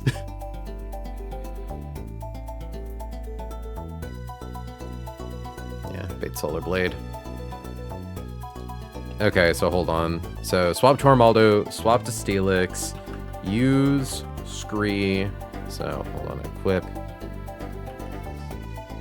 D with Citrus Berry.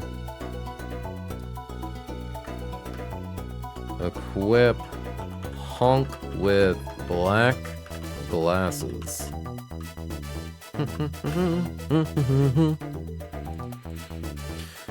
Use Scree. Swap to Honk. And the thing is, there's also theoretically a world where Armaldo never sets up Stealth Rocks and then Gorobus just gets to live. That is a world that could exist. OHKO with K off. Swap to SB.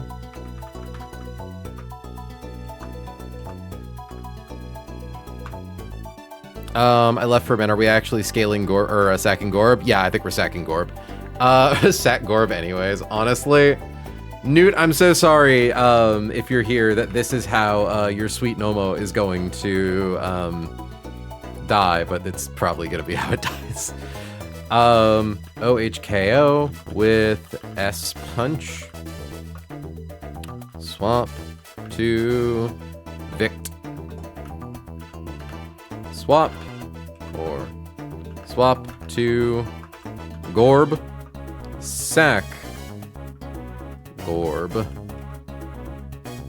Send in Turt. Equip Turt with Chesto.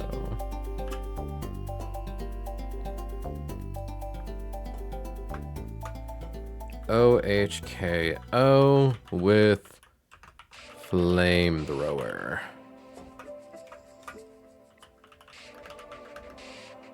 Swap to Abso. Nomo. Turtonator. God bless Honchcrow's roll compression. Honchcrow continuing to impress. Because, yeah, Espeon definitely sees kill on Honchcrow, so it doesn't care that we could KO with knockoff because it sees that it outspeeds and kills. I was going to say, Hannah, now that you're here, I can double confirm with you, right? Espeon doesn't realize that we can priority kill it with Sucker Punch on the swap-in, right? That is what the people have told me. Okay. But then against you, regular Absol sees that its highest damaging move is basically guaranteed to be knockoff, especially if we still have our Chesto Berry. Yeah.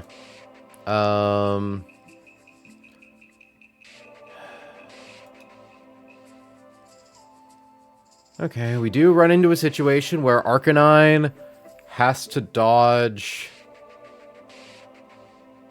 God, do you really have to dodge 2 knockoff crits?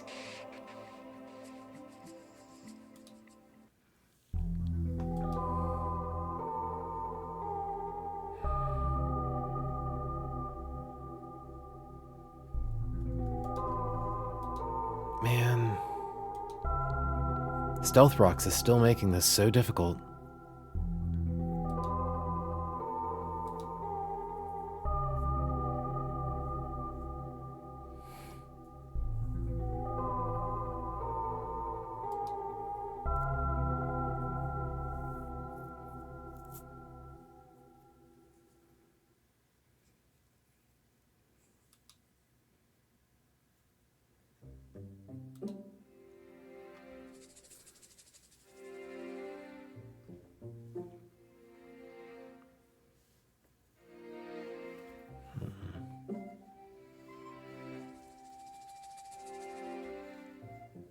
Rapidash does a ton of damage, but not enough.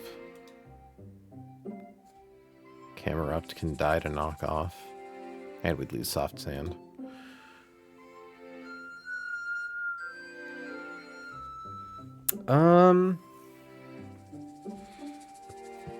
Swapping to Steelix to bait Fire Blast could be an option.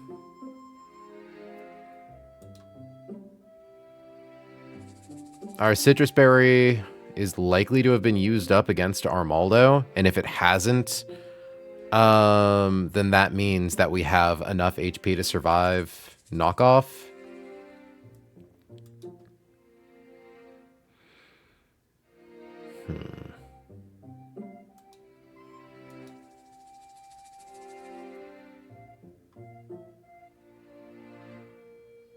Man, why does knockoff do so much damage?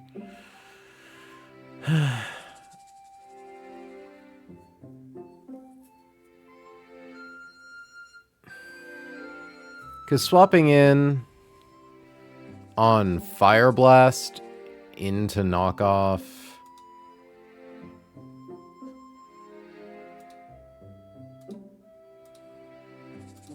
You can't get frozen in the sun, right?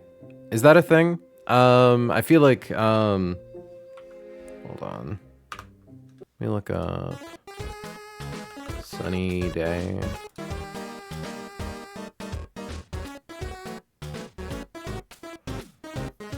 There's definitely more to it than that.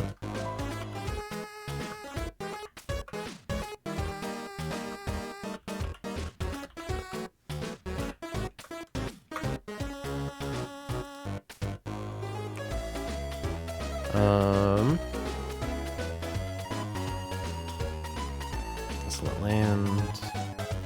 Pulse.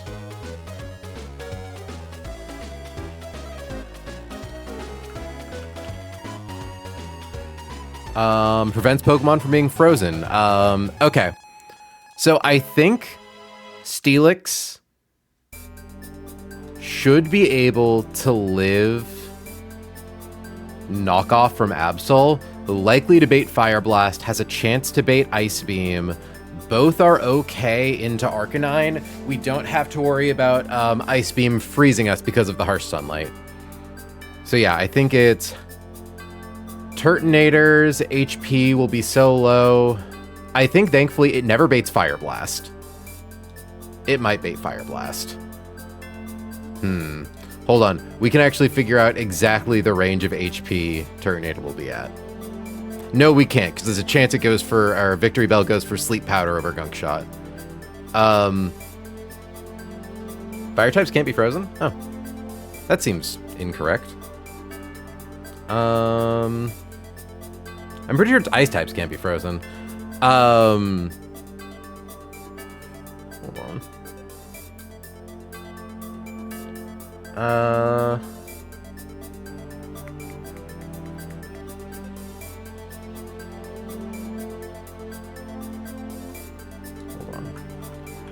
Fire type moves. Does using a fire move thaw you out? Okay. In Generation 3, all damaging fire type moves can now thaw a frozen target. However, fire type hidden power cannot thaw a frozen target. Oh, interesting. While frozen, flash fire is disabled. Fire type hidden power cannot thaw a frozen target. Freezing no longer stops flash fire from working in Gen 5. Hold on. This doesn't matter. No matter what, we definitely can't be frozen. So the thing is, there is maybe a world where Absol here, thankfully the lowest priority, like the lowest of all of its moves is Fire Blast. Like the least likely to be used. And if we swap into Steelix, I think there is just a chance that it gets hit by Fire Blast, and we kind of have to accept that. I think we risk Steelix. Pretty sure you need I was going to say, like, Magma Armor is an ability that, like, in base games prevent you from being frozen. That's what made me think, like, no, I'm pretty sure you can get frozen as a fire type. Okay. We also have to consider that it's not Mega Absol turn 1. It is regular Absol. So Fire Blast is even less damage. Okay. I think Turtonator never baits Fire Blast. So yeah. Swap to Absol. Swap to Steelix. Swap to Arca. Use close, or see, combat, KO with E-speed. I don't like this fight. This fight is dirty. This fight is gross. There's a lot that can go wrong, but I think it's the best we've got. There are also theoretically ways where the fight could go right.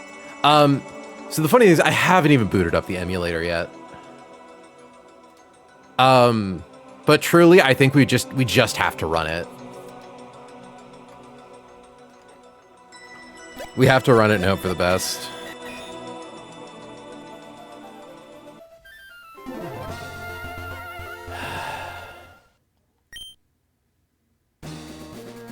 I'm going to talk to everyone up here to see if there's anything they can give me.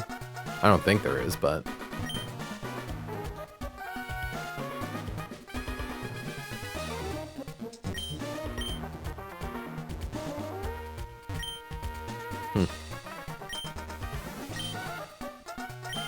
Low-key, like, the plans for Team Aqua and Team Magma are so dumb, but it is such a shame that we haven't gotten dueling evil teams since these games, because low-key, it is kind of hype moments in Aura to see them fight each other, and you're kind of, like, back and forth playing both sides.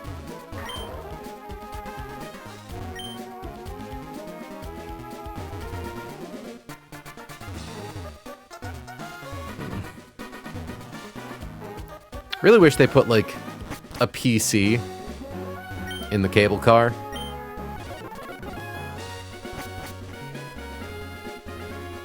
Because it's such a long walk back.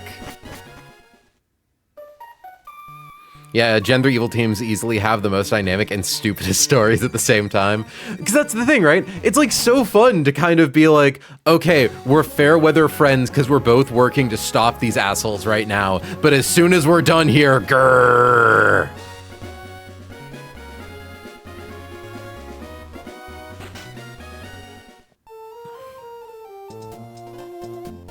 Can you stop? There's like a gnat flying in my face.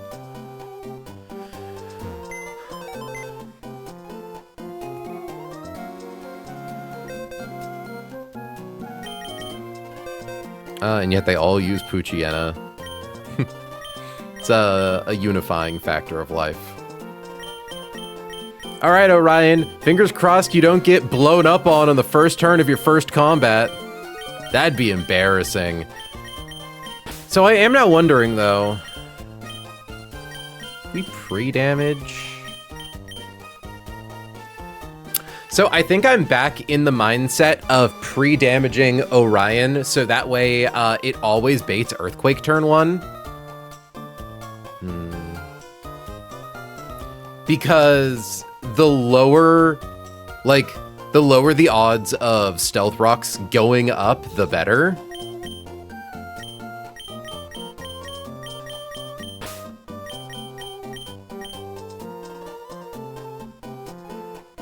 Although if Haunch Crow never takes Stealth Rock damage, it still probably baits in Victory Bell over Mega Ab.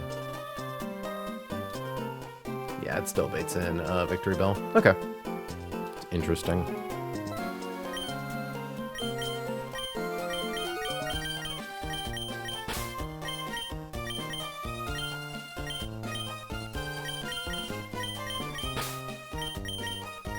Got a lot of first-timers coming out today.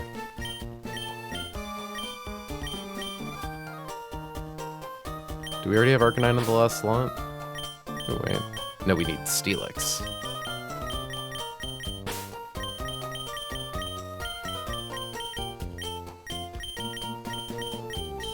Because if Stealth Rocks never come up, then it means that we can just raw swap into Arcanine on Absol.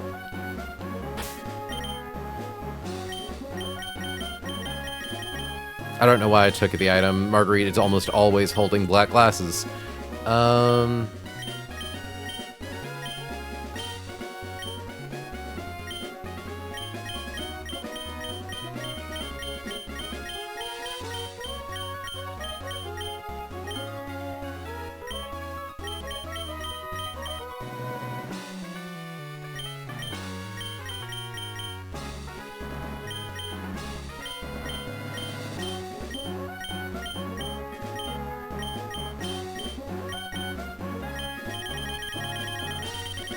Do I not have...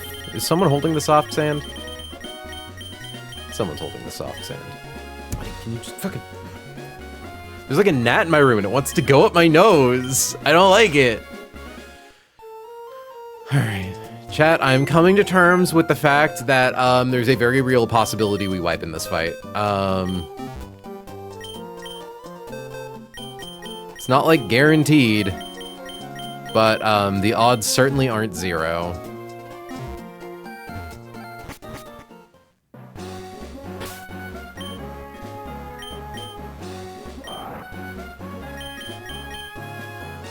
Which is insane. We have so many of the best answers to this guy.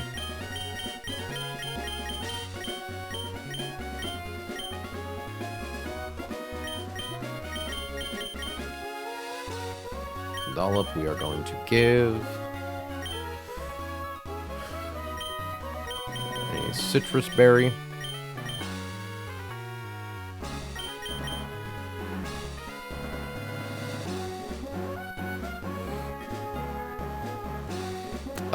Nomo, buddy, you can have a Chesto.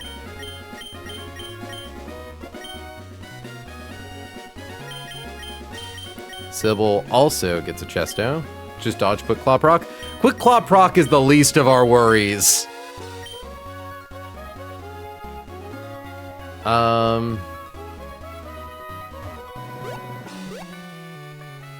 Okay, maybe we don't wipe to this fight. I suppose the worst case scenario here is we lose Arcanine, but I think we have a lot of good Pokemon in the back that can probably get the KO on Absol after the fact. Maybe. I hope. So, okay. Armaldo. You do 39% to Steelix with Earthquake. That's a lot of damage. Steelix only needs to get off one Screech. I genuinely think we pre-damage Camerupt to always bait Earthquake or another move off Armaldo turn 1. So that way, like, we maximally decrease the odds of Stealth Rocks going up. I think we do that. Because if Stealth Rocks never go up, the rest of this fight gets so much easier. So we just need to pre-damage Camerupt to 128, because Camerupt at 128 HP always lives Earth Power from Torkoal if it gets Quick Claw off. Because Camerupt also never lives turn 1 Explosion. Okay. This is actually a funny situation where Quick Claw proccing makes the line arguably safer for us because it means we bait random move into Steelix. And I kind of like that. Okay, so pre-damage slot 1 to 128 because Torkoal's highest roll on Earth Power is 104. Camerupt cannot be crit.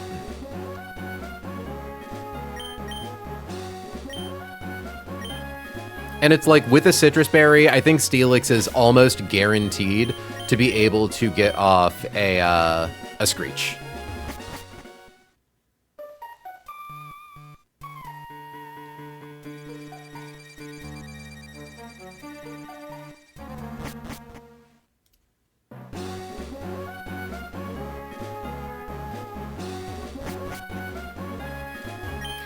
Okay.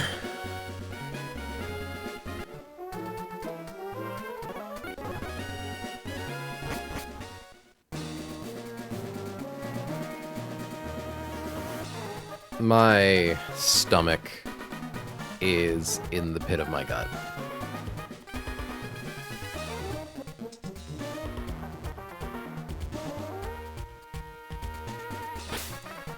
Chat, if something goes wrong here, it's been an absolute pleasure.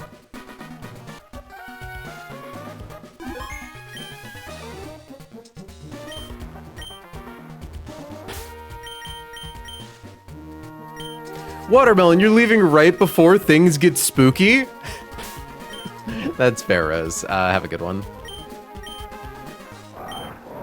Soft Sand, Citrus Berry, Black Glasses, Chesto Berry, no held item. Yeah, I know, right? You say that like you're never coming back.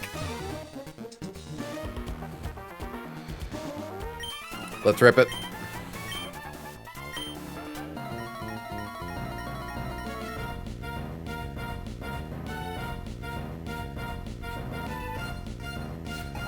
Okay. Out comes Torkoal. Out comes Orion. Torkoal has a 1 in 120 chance Quick Claw proc Explosion. The best roll for us turn 1 here would be Torkoal getting Quick Claw and using Earth Power. Okay, blow it up with Earth Power. That's fine. This just means that Armaldo is guaranteed to use Earthquake. Armaldo's guaranteed to use Earthquake. We can swap to Honchkrow. Because we know it's guaranteed Earthquake this turn. It's never Stone Edge. Highest roll on Stone Edge is 114. Lowest roll on Earthquake is 128. Honchkrow takes no damage from Earthquake. It then guaranteed baits Stone Edge into Steelix. Okay. We are going to swap to Marguerite. Because it sees Fast Kill, so it always goes for Fast Kill over Stealth Rocks. Earthquake. Okay. It now sees Slow Kill. So I believe it's maybe tied for priority with Stealth Rocks. Isn't Rocks and Slow Kill the same? It is, but it's a little safer than what we were doing before. We are now going to swap to Steelix. We would love to see Stone Edge here. Yeah, no, there's still absolutely a chance at Stealth Rocks. Stone Edge! Missed! Okay. Okay. We are going to use Screech. Earthquake. Holy shit. Okay. On this turn, Armaldo is going to go for either Earthquake or Stealth Rocks. If it goes for Earthquake, the rest of this fight is virtually free. We won't even need to sack Nomo. We swap to Marguerite.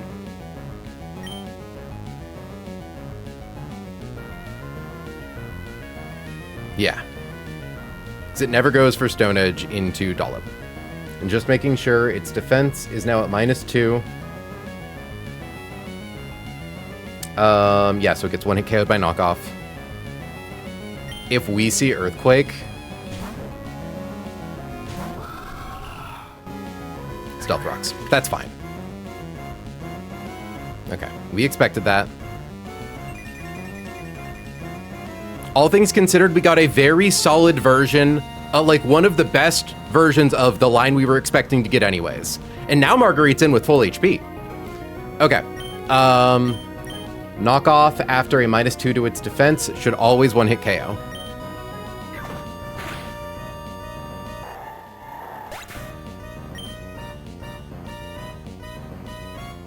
Now the game should swap to Espeon.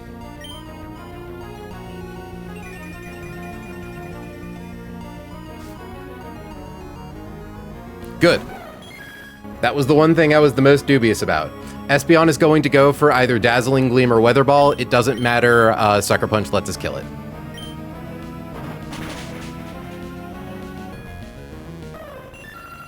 Next up is Victory Bell.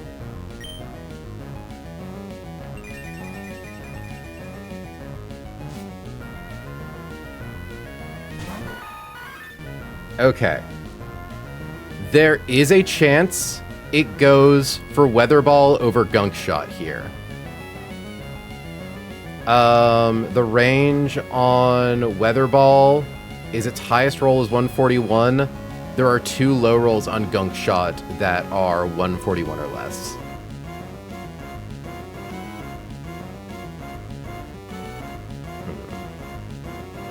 Stealth Rocks are currently up. Stealth Rocks are currently up, which means, yeah, we do have to stick to our plan in sack Nomo. Or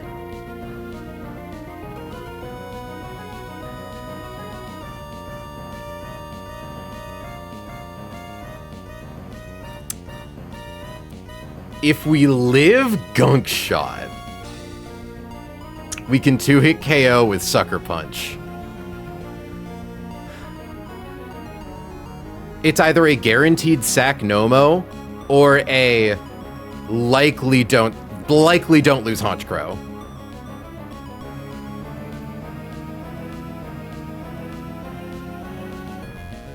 Camerupt pivot. Camerupt would take... Actually, hold on. Camerupt's at full HP right now. It is neutral to Stealth Rock, so it loses 1/8 of its max HP. 143 divided by... No, Camerupt pivot wouldn't do anything, because we would still have to raw swap into Turtonator. Turtonator taking chip damage plus Solar Blade plus Gunk Shot would kill Turtonator. Would not be good for us. We need either to kill Victory Bell now or get a free swap into Nomo. Now, the thing is, Honchcrow lives all non-crit rolls of Gunk Shot.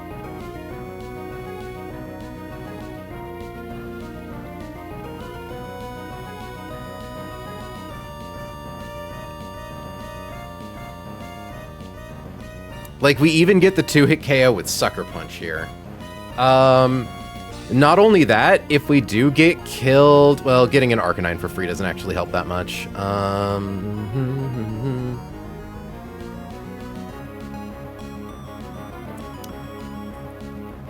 I'm genuinely thinking, like, it's a 1 in 16 that we lose nothing. Because Honchcrow's really useful. How greedy are we? Because every Gunk Shot crit roll kills.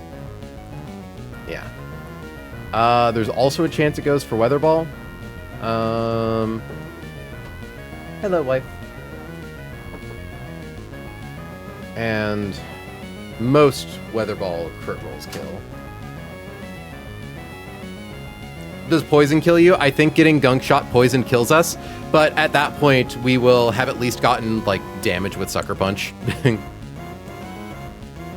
Well, truth be told, actually, yeah, no, if we use Knockoff, and then get killed. Specifically, though, how much damage do we take from Poison? 188 divided by 8 is 23.5. So 23. 188 minus 23. There are only 3 rolls on a non-crit Gunk Shot into Poison that kill Marguerite.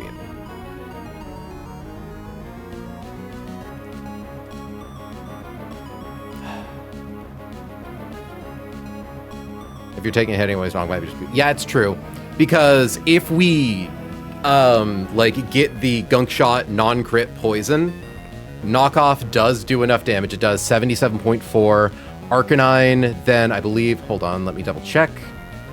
So Knockoff does 127 damage.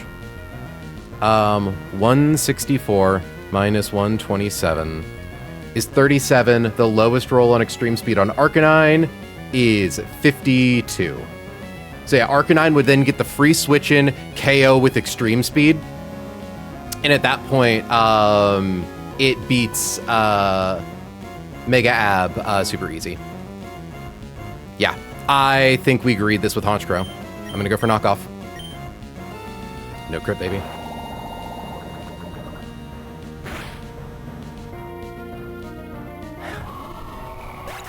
It happens. I took the risk.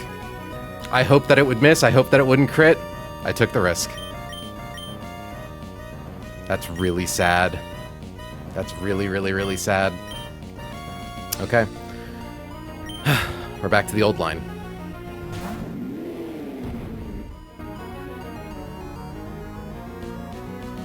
In comes Sybil. Sybil 1-hit KOs with Flamethrower. Highest roll on Gunk Shot is 82. Man, that's really sad. Okay, good. Didn't get poisoned. I should have given Turtonator a Lumberry. That was a slight oversight. I'm glad I didn't lose 2 Pokemon there, because I do think 22 is how much we take from poison. All right.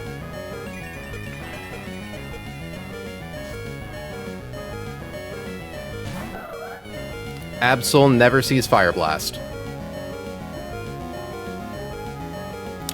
It's going to go for either Knockoff, Psycho Cut, or Ice Beam. Our Steelix takes all of those very well.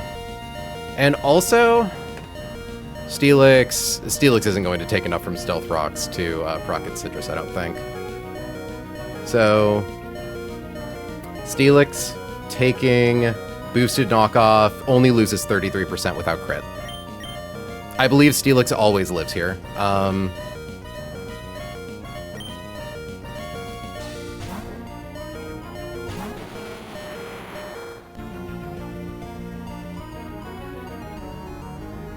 Losing Honchcrow's really sad.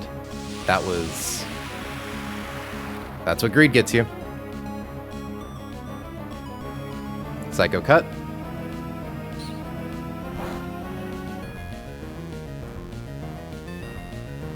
At our current HP, it is guaranteed to go for Fire Blast.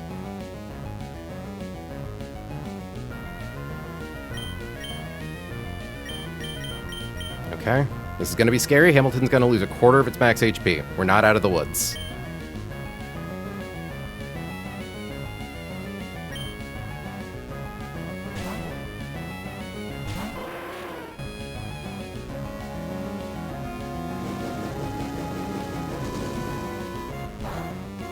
No crit, that's good. We are not currently holding an item. Highest roll knockoff can do to us is 108. We win. Because it attacks us before we hit it with rock slide or close combat. And if we don't kill with close combat, we then kill with extreme speed.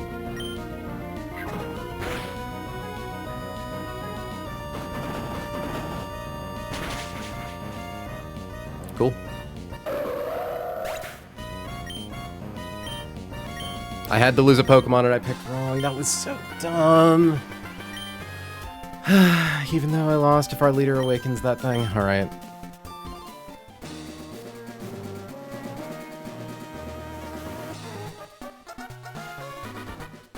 We planned on losing Honchcrow a while ago. Like, it sucks. It really, really sucks. But we weren't expecting to have Honchcrow as long as we did.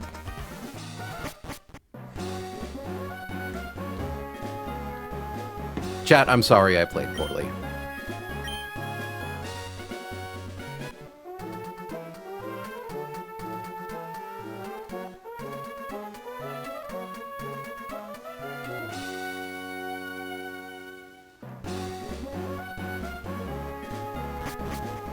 Well, we made it past Tabitha.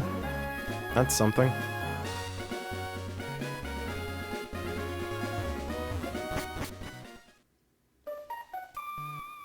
We didn't lose our only big damage Sucker Punch guy. We do still have Zoroark, but my heart hurts. My heart really hurts for that one.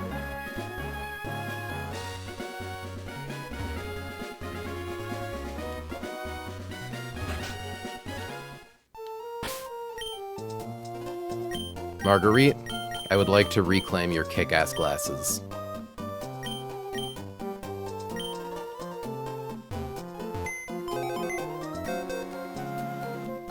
Our run has a really bad issue of losing its, like, high-tier dark types.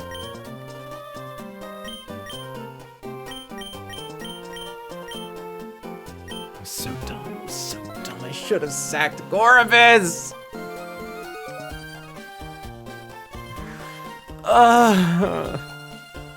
God. It was so greedy. It was so greedy and dumb.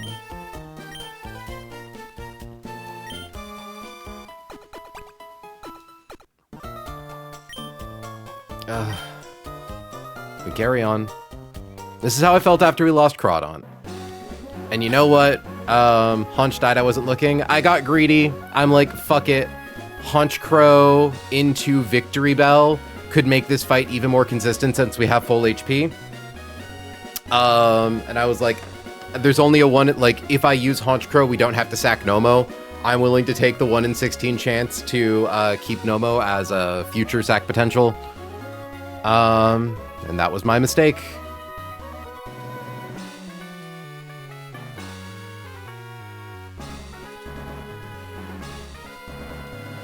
That was me being greedy and stupid.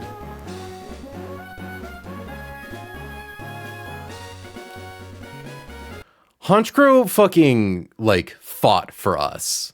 Honchcrow was such a champion. We were not expecting Murkrow to go that far when we caught it.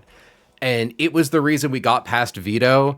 It did so many fights in fucking the Meteor Gauntlet for us. Its Tailwind did a lot to guarantee us a path through fucking That double battle.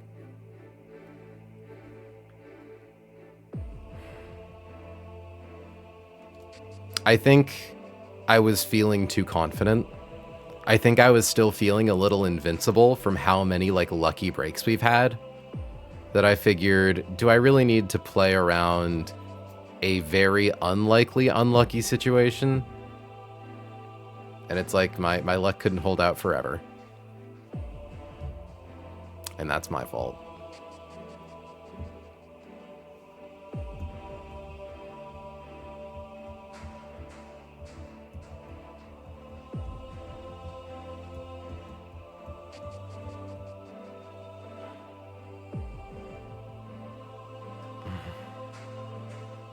My brain is crashing with a lot of bad chemicals right now. It's not feeling very good after that.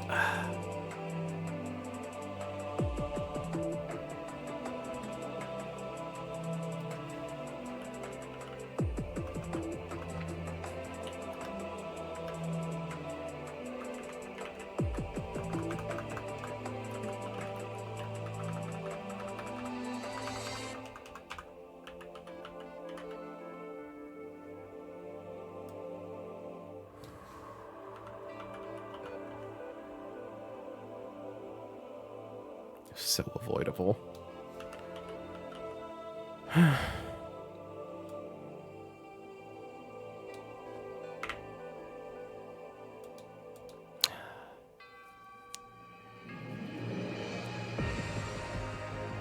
Okay. We gotta keep going forward. Thankfully, I don't believe I needed Haunch Pro for this fight that we're coming up on.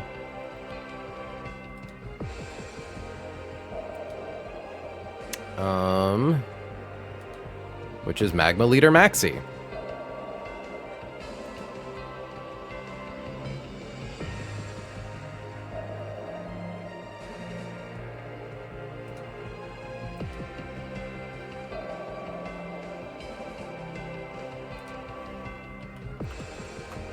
That's kind of funny.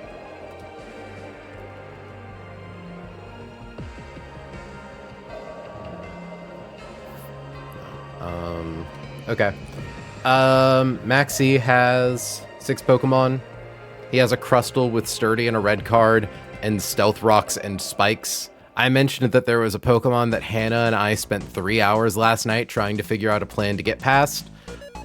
This Crustle is it. And I believe the answer is we teach Flygon Defog.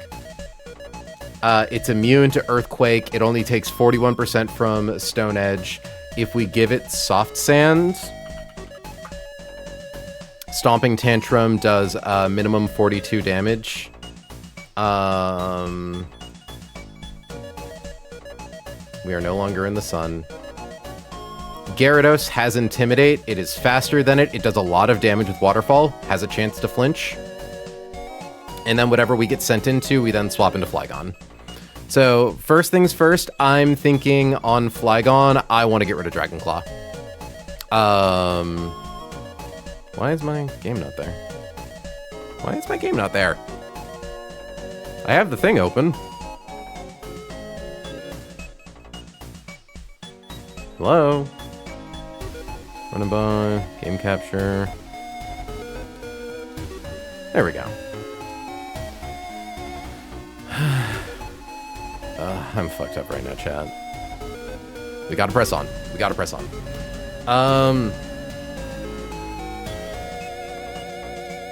Okay. So what? Okay. So we have been holding on to our Defog TM, which I'm hoping is really gonna be useful for, or useful on Flygon going forward. Removes obstacles and lowers evasion. Defog does the thing Rapid Spin does, where it clears hazards. So we are going to... It has 15 PP too, nice. We are going to... I should probably actually get Flygon in the party now, shouldn't I? So I know that we're going to need Gyarados, we're going to need Flygon, we're going to need Roserade. And we're going to need Steelix. Gyarados. Flygon.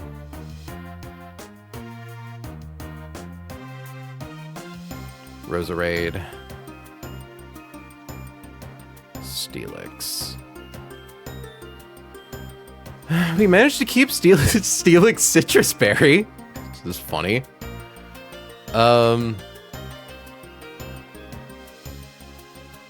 We have such a crazy box refill coming up.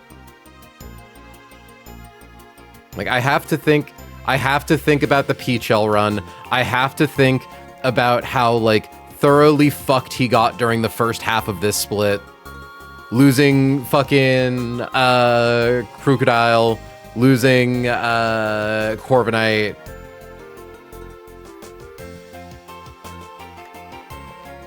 We have okay answers. So now the question is, do we even need Muscle Band on Gyarados? Maybe? Without Muscle Band, yeah, we probably do. 104 to 153. Just a few more sacks than we scale. Yeah. No, we scaled a while ago. So lowest roll is 49. Flygon with Soft Sand does 42. Yeah, unlikely to KO. Okay. Gyarados does need Muscle Band.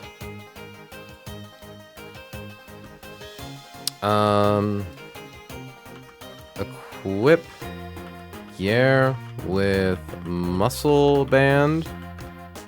Equip. Unless. Yeah, no, we can't use Outrage. It'd be funny though.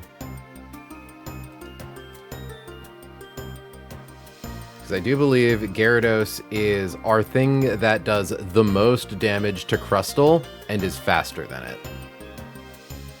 Okay, technically not true. Seismitoad could theoretically, but Hydro Pump has mischance. And that's rough. Lucario does a good bit with Aura Sphere, but no, we need to do enough damage to guarantee that the thing coming in or that Flygon is able to KO afterwards.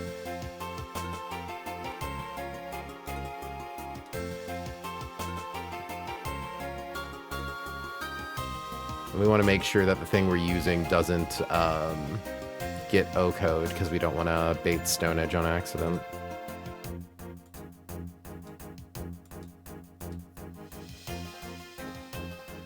Octazooka on Kingdra? Does 122. Yeah, Kingdra might not be awful.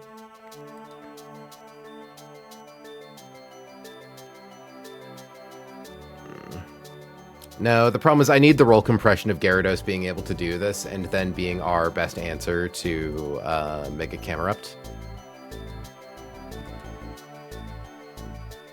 Love that potential crit rock slide. Like, we just need to be able to swap Gyarados into an Earth Power.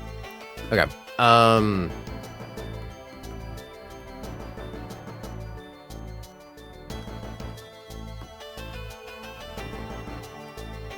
Open with Gear. That's right. I still need to teach fucking Flygon. Defog.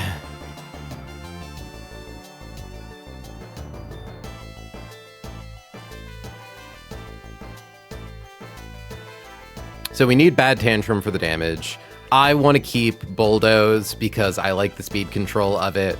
First Impression is useful during Weather Institute. We're going to get rid of Dragon Claw, I think.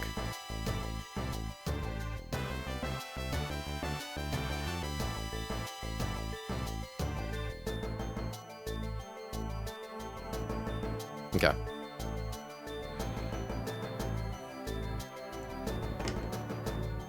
So, back to the line.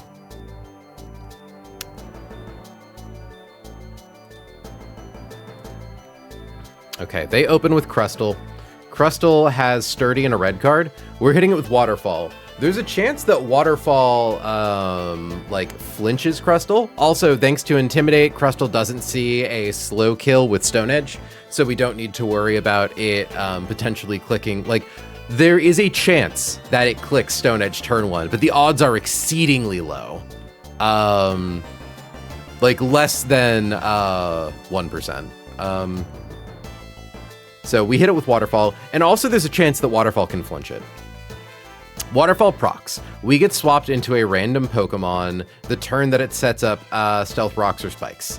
We then swap to Flygon. Flygon resists Stealth Rock, so it only takes 116 max HP damage from it, and is flat out immune to Spikes. We then use... we no longer have Dragon Claw, we have Defog.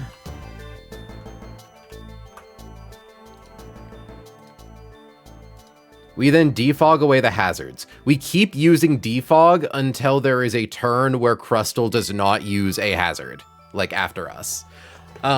Which we should be able to do for a while because defog has 15 PP.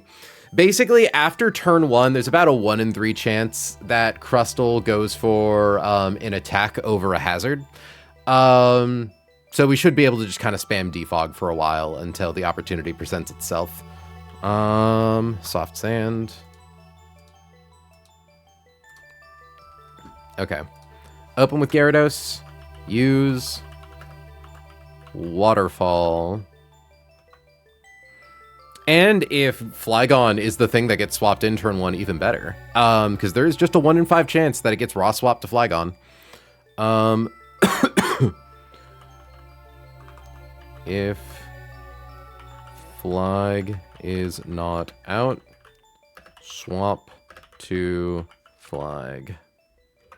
Spam defog until turn ends with no hazards. Because thankfully, Stone Edge is a high crit move. Crustal's also going to be at -1 attack. But even if it crits with Stone Edge, we take 41%. Spam defog until turn ends with no hazards. KO with S Tantrum. Equip Flag with Soft Sand. Okay, once Crustle goes down, there will be no hazards on the field. Wobbuffet always has +2 switch-in priority. Aerodactyl sees that it outspeeds. We would love to bait an Aerodactyl dual wing beat. Like, if nothing sees kill on us...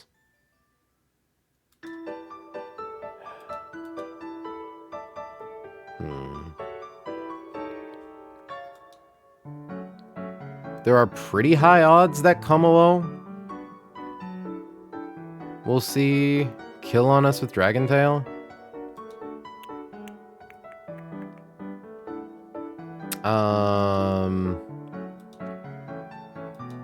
If Komo doesn't, there's a chance for Zarud. Regular Camerupt is never coming in second, so that's nice. But yeah, thankfully there's a good chunk of Pokemon here who all take more damage than they deal. Because I do believe that is what +3 priority is. And also outspeed us. Pokemon is faster than the players and deals more damage than it takes. Yeah.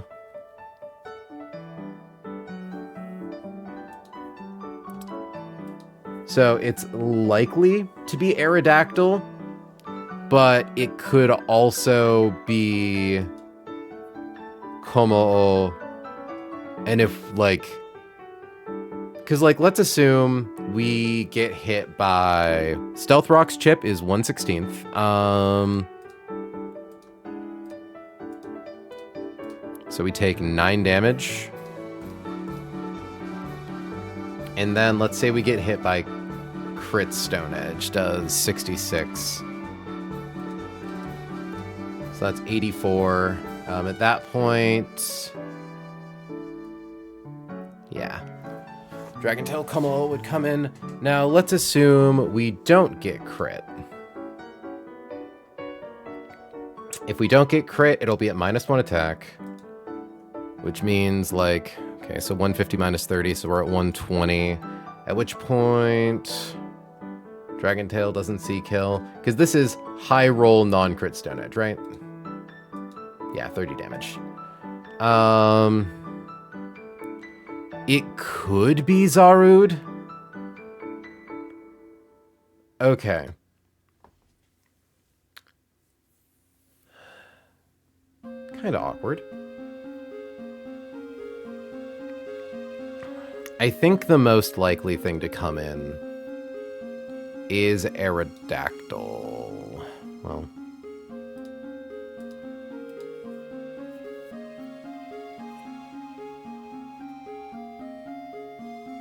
it's kind of a toss-up as to what comes in next. Thankfully, no matter what comes in, it's definitely not Wobbuffet.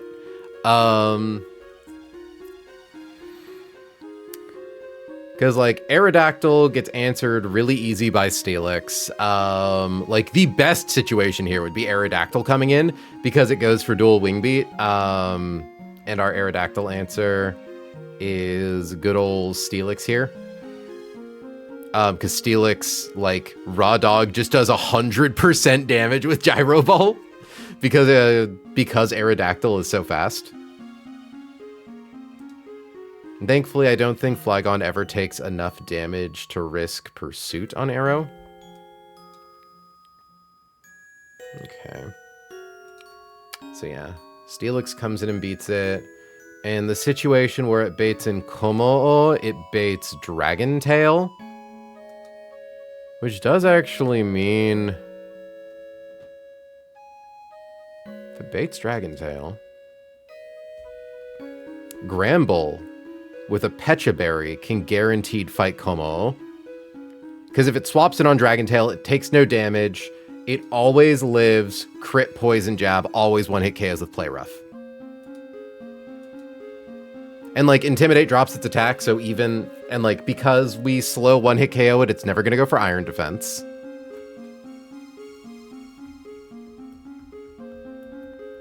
And then if it's Zarud against Flygon, it's going for Power Whip.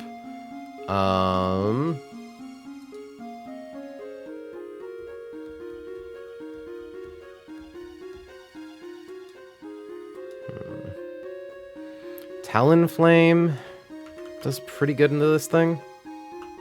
It's got Leaf Guard and an Assault Vest. It's definitely never going for U-turn.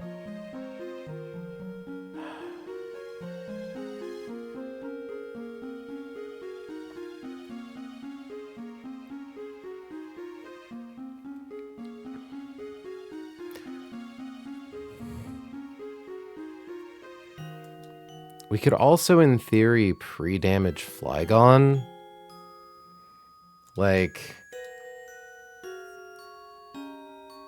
pre-damage Flygon so that it always... because the thing that I'm worried about is if we bait in Wobbuffet at the wrong time, we need to make sure that the thing that baits in Wobbuffet has a fucking... Shed Shell. Which is, difficult to guarantee. Yeah, what swaps into Power Whip? Because you quad resist. You're neutral, actually. And then there's Darkest Lariat, which does insano damage if it crits. You would only have to take 2 hits from it.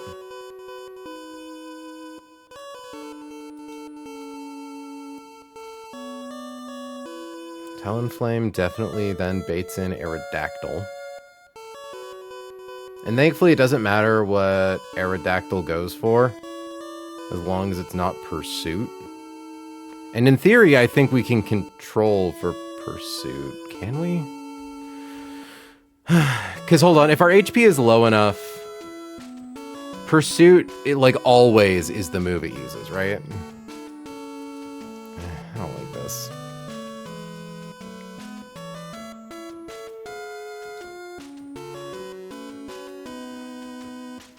Because also, if we pre-damage Flygon wrong, we don't want to bait in Como and then bait Body Press. The Body Press isn't that bad into Gramble, but it does mean that Gramble is then vulnerable to Crit Poison Jab.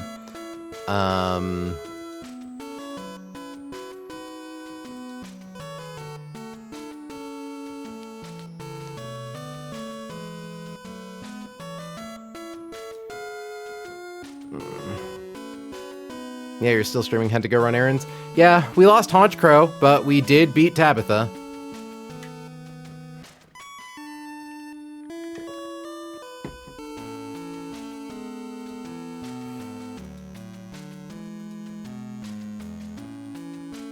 Because I think if we pre-damage Flygon enough, we can,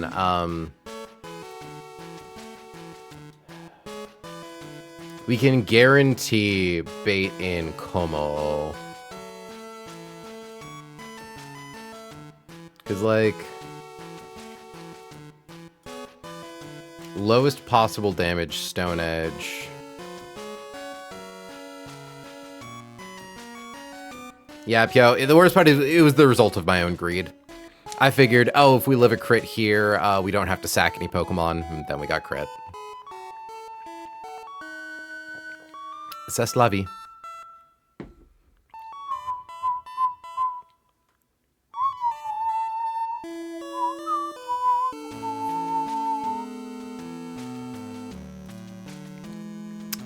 E crusto.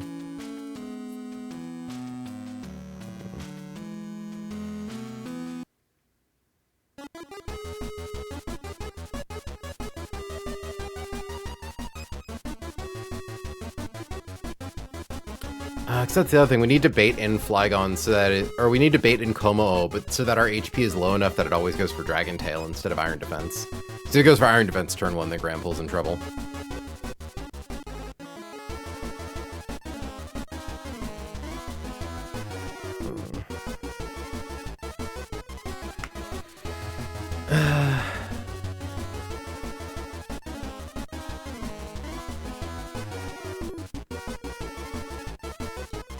Because, like, thankfully, Steelix doesn't bait in Wobbuffet.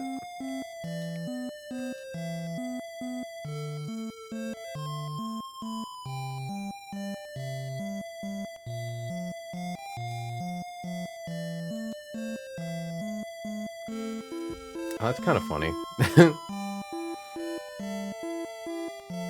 In theory, you could get it with Stomping Tantrum, then spam Screech, then KO it with Stomping Tantrum. No.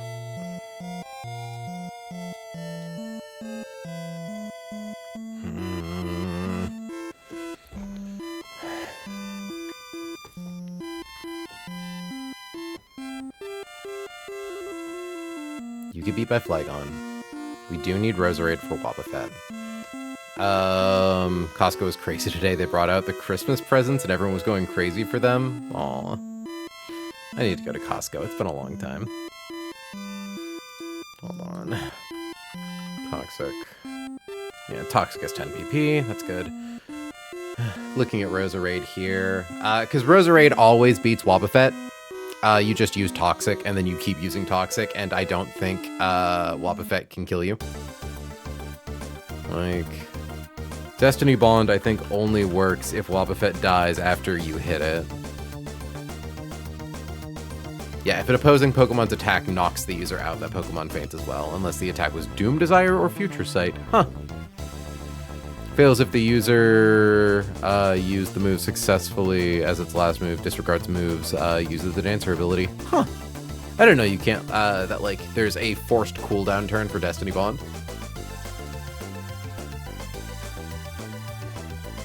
Given it has Encore, so, you know, it kind of traps you. Entrapment! Fucking... Anyone know Enchantment Guy from fucking... whatchamacallit? What's the video game? Dragon Age, there we go. But instead of enchantment, it's entrapment.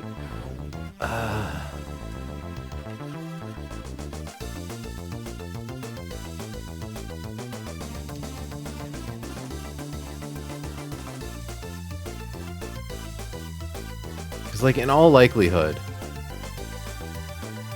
we should bait in Aerodactyl.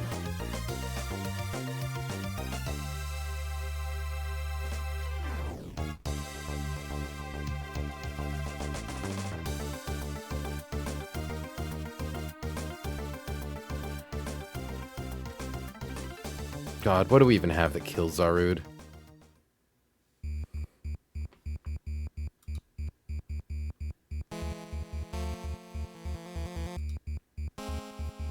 Yeah, Togedemaru, shockingly. Not really, but...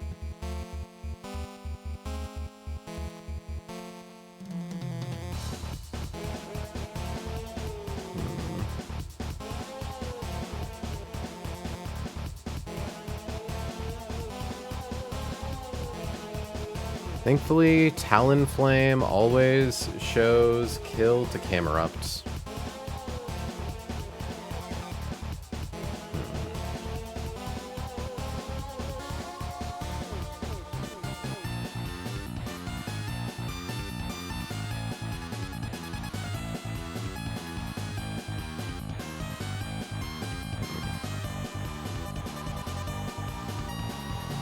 Is the answer that I need to give Gyarados the Shed Shell? Because I kind of think with our team, no matter what happens, we always bait in Wobbuffet last. And if that's the case, that's kind of fine. We can afford to take an extra hit against Crustle. Because, like, Steelix fights Aerodactyl. It then bare minimum baits in Como. It definitely baits in Zarud. Always baits in Camerupt. Funny enough, actually, oh damn it, so Steelix does kind of guarantee bait in Camerupt. It had to split roll Earth Power and Flamethrower. Well, thankfully, I think even if we're burned, yeah, Gyarados still fucking donks Mega Cam. Ooh, actually not Mega Cam.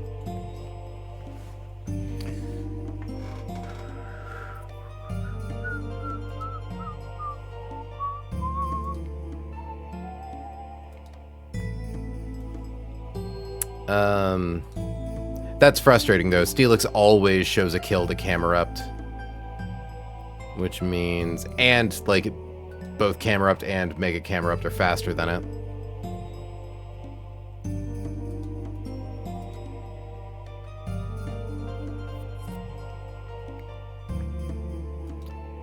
Because like, okay, so Steelix comes out, fights Aerodactyl, baits in Camerupt. In the world where we get Como, Granbull comes in, kills Como-O, doesn't bait Arrow, doesn't bait Zarud.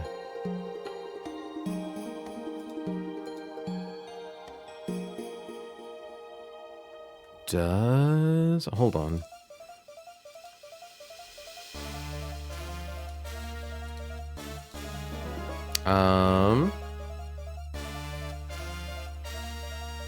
The AI Pokemon is slower than the players and deals more damage than it takes. That's only +2. So it needs to be faster than me, deals more damage than it takes. Which Zarud doesn't, unless it sees a KO with Power Whip, which is possible. But not likely. Very unlikely for Aerodactyl. So actually, I think the thing that's most likely to bait in Wobbuffet is Granbull. Which is funny. Like,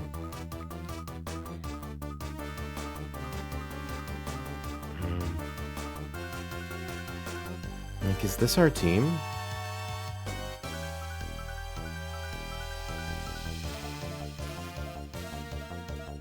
The nice thing is if something goes wrong against Zarud,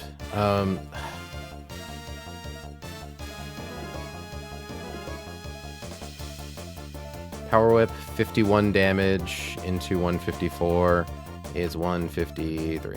Or no, sorry, 103. And then highest roll Darkest Lariat doesn't kill. Okay, so I can afford to be crit by Power Whip, but not Darkest Lariat. Tracks.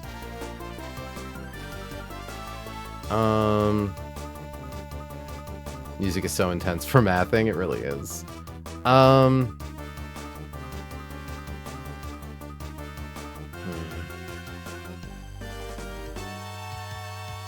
The nice thing is, again, Steelix does show kill to Camerupt.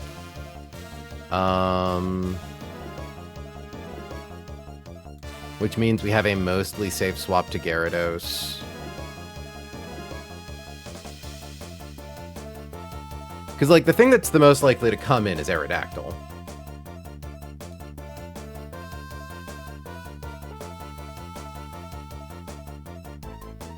And if Gyarados kills Camerupt...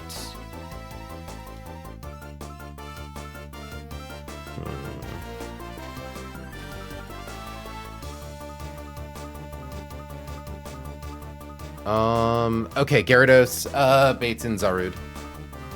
Oh, actually, I did forget about Intimidate. Okay, Gyarados would then bait in Aerodactyl. Or no, Aerodactyl would be dead in this timeline. So yeah, wouldn't bait in Como, would bait in Zarude. That's good. We then swap to Talonflame to fight Zarude. Talonflame would then bait in Wobbuffet.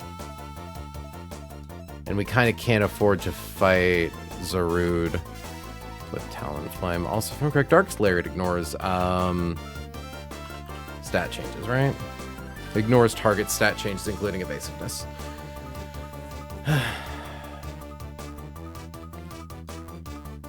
Because, like, we also can't afford to have Talonflame holding an item. If we want to be able to do enough damage with Acrobatics.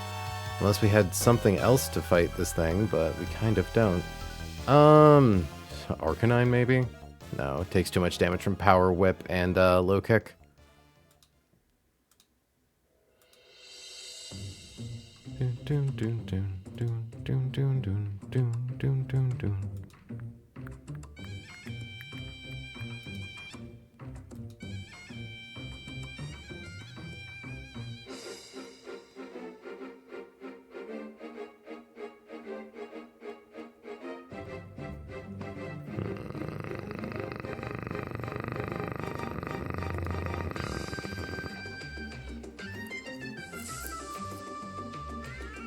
Low kick. Resurrect to be an interesting pivot. What do I have that doesn't take a lot of damage from Darkest Lariat, right?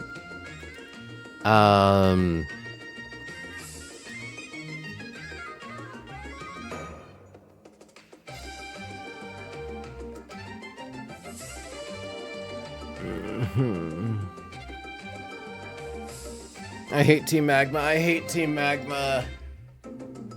They're evil and mean.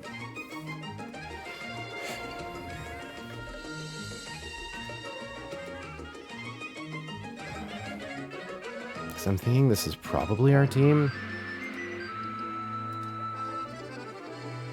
Like, Excadrill fights Aerodactyl all right, but dies to crit Aquatail, and Aquatail is a high crit move.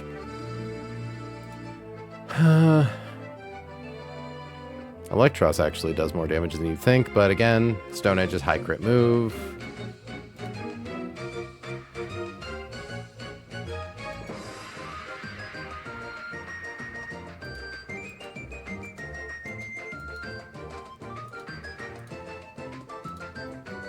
It's just the fact that Flygon has such a hard time baiting Crustle correctly.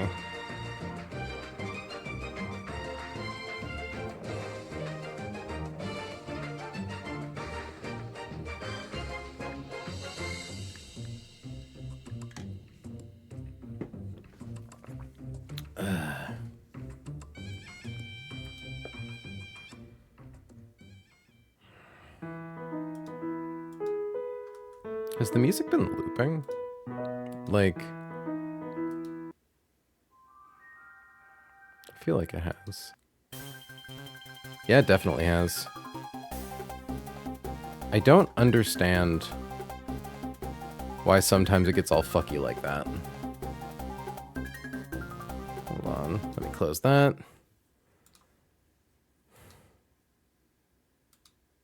And then do that, and then do that. Like, I'm genuinely wondering if I might need to take, Like, we're coming up on the 3-hour mark. I'm genuinely wondering if we maybe need to take a break so I can, like, look at these numbers and kind of figure shit out.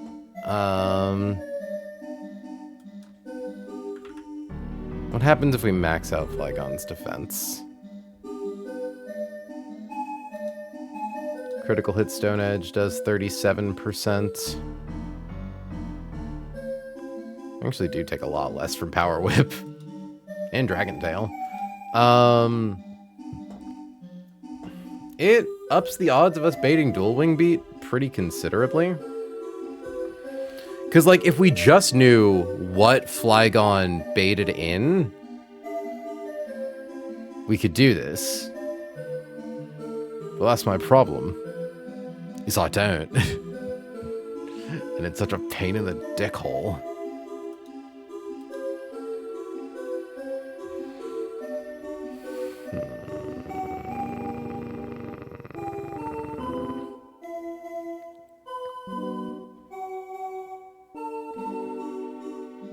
Like, what happens if we open with Roserade, use Toxic, and then swap to something that can just spam Defog? Probably not a lot, right?